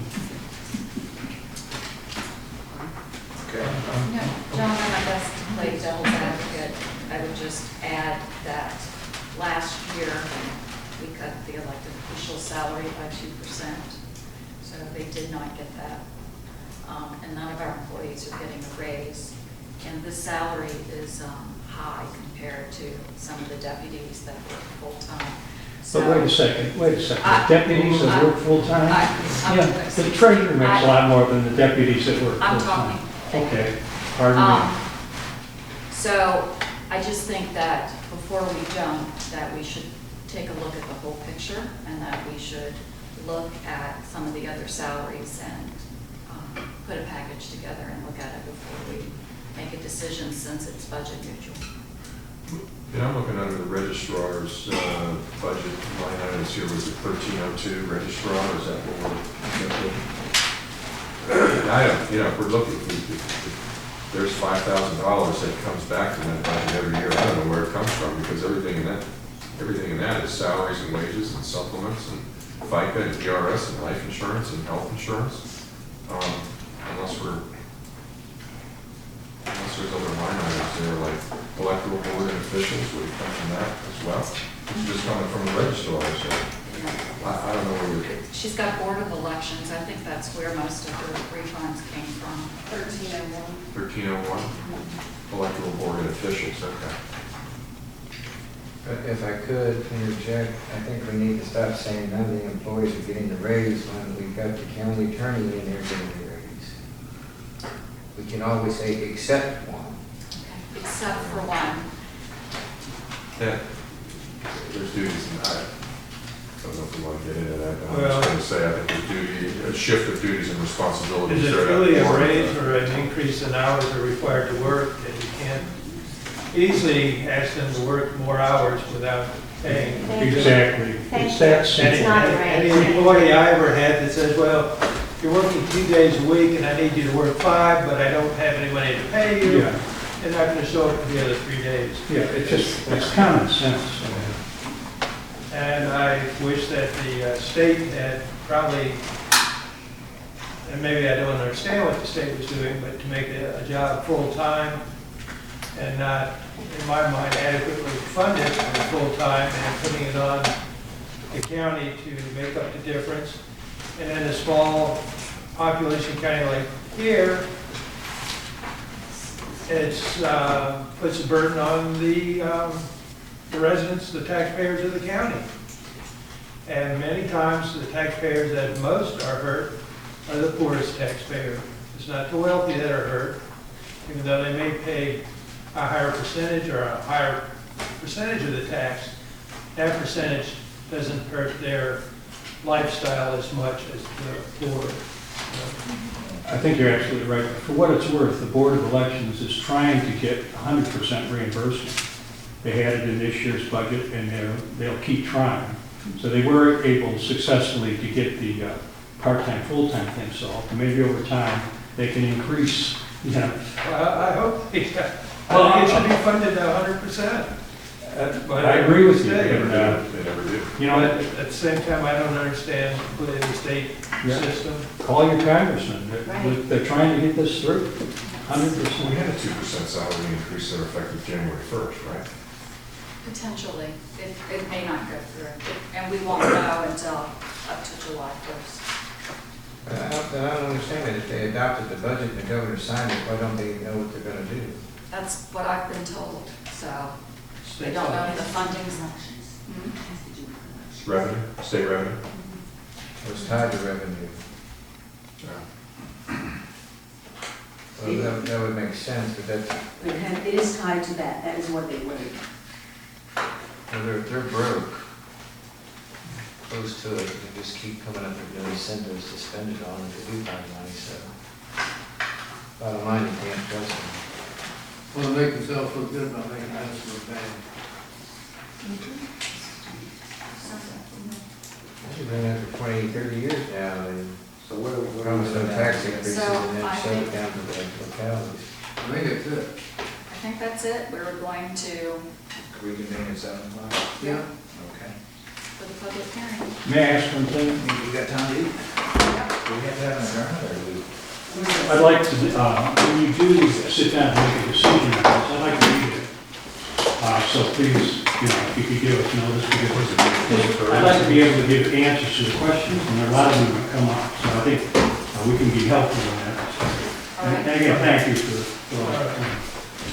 Thanks a lot.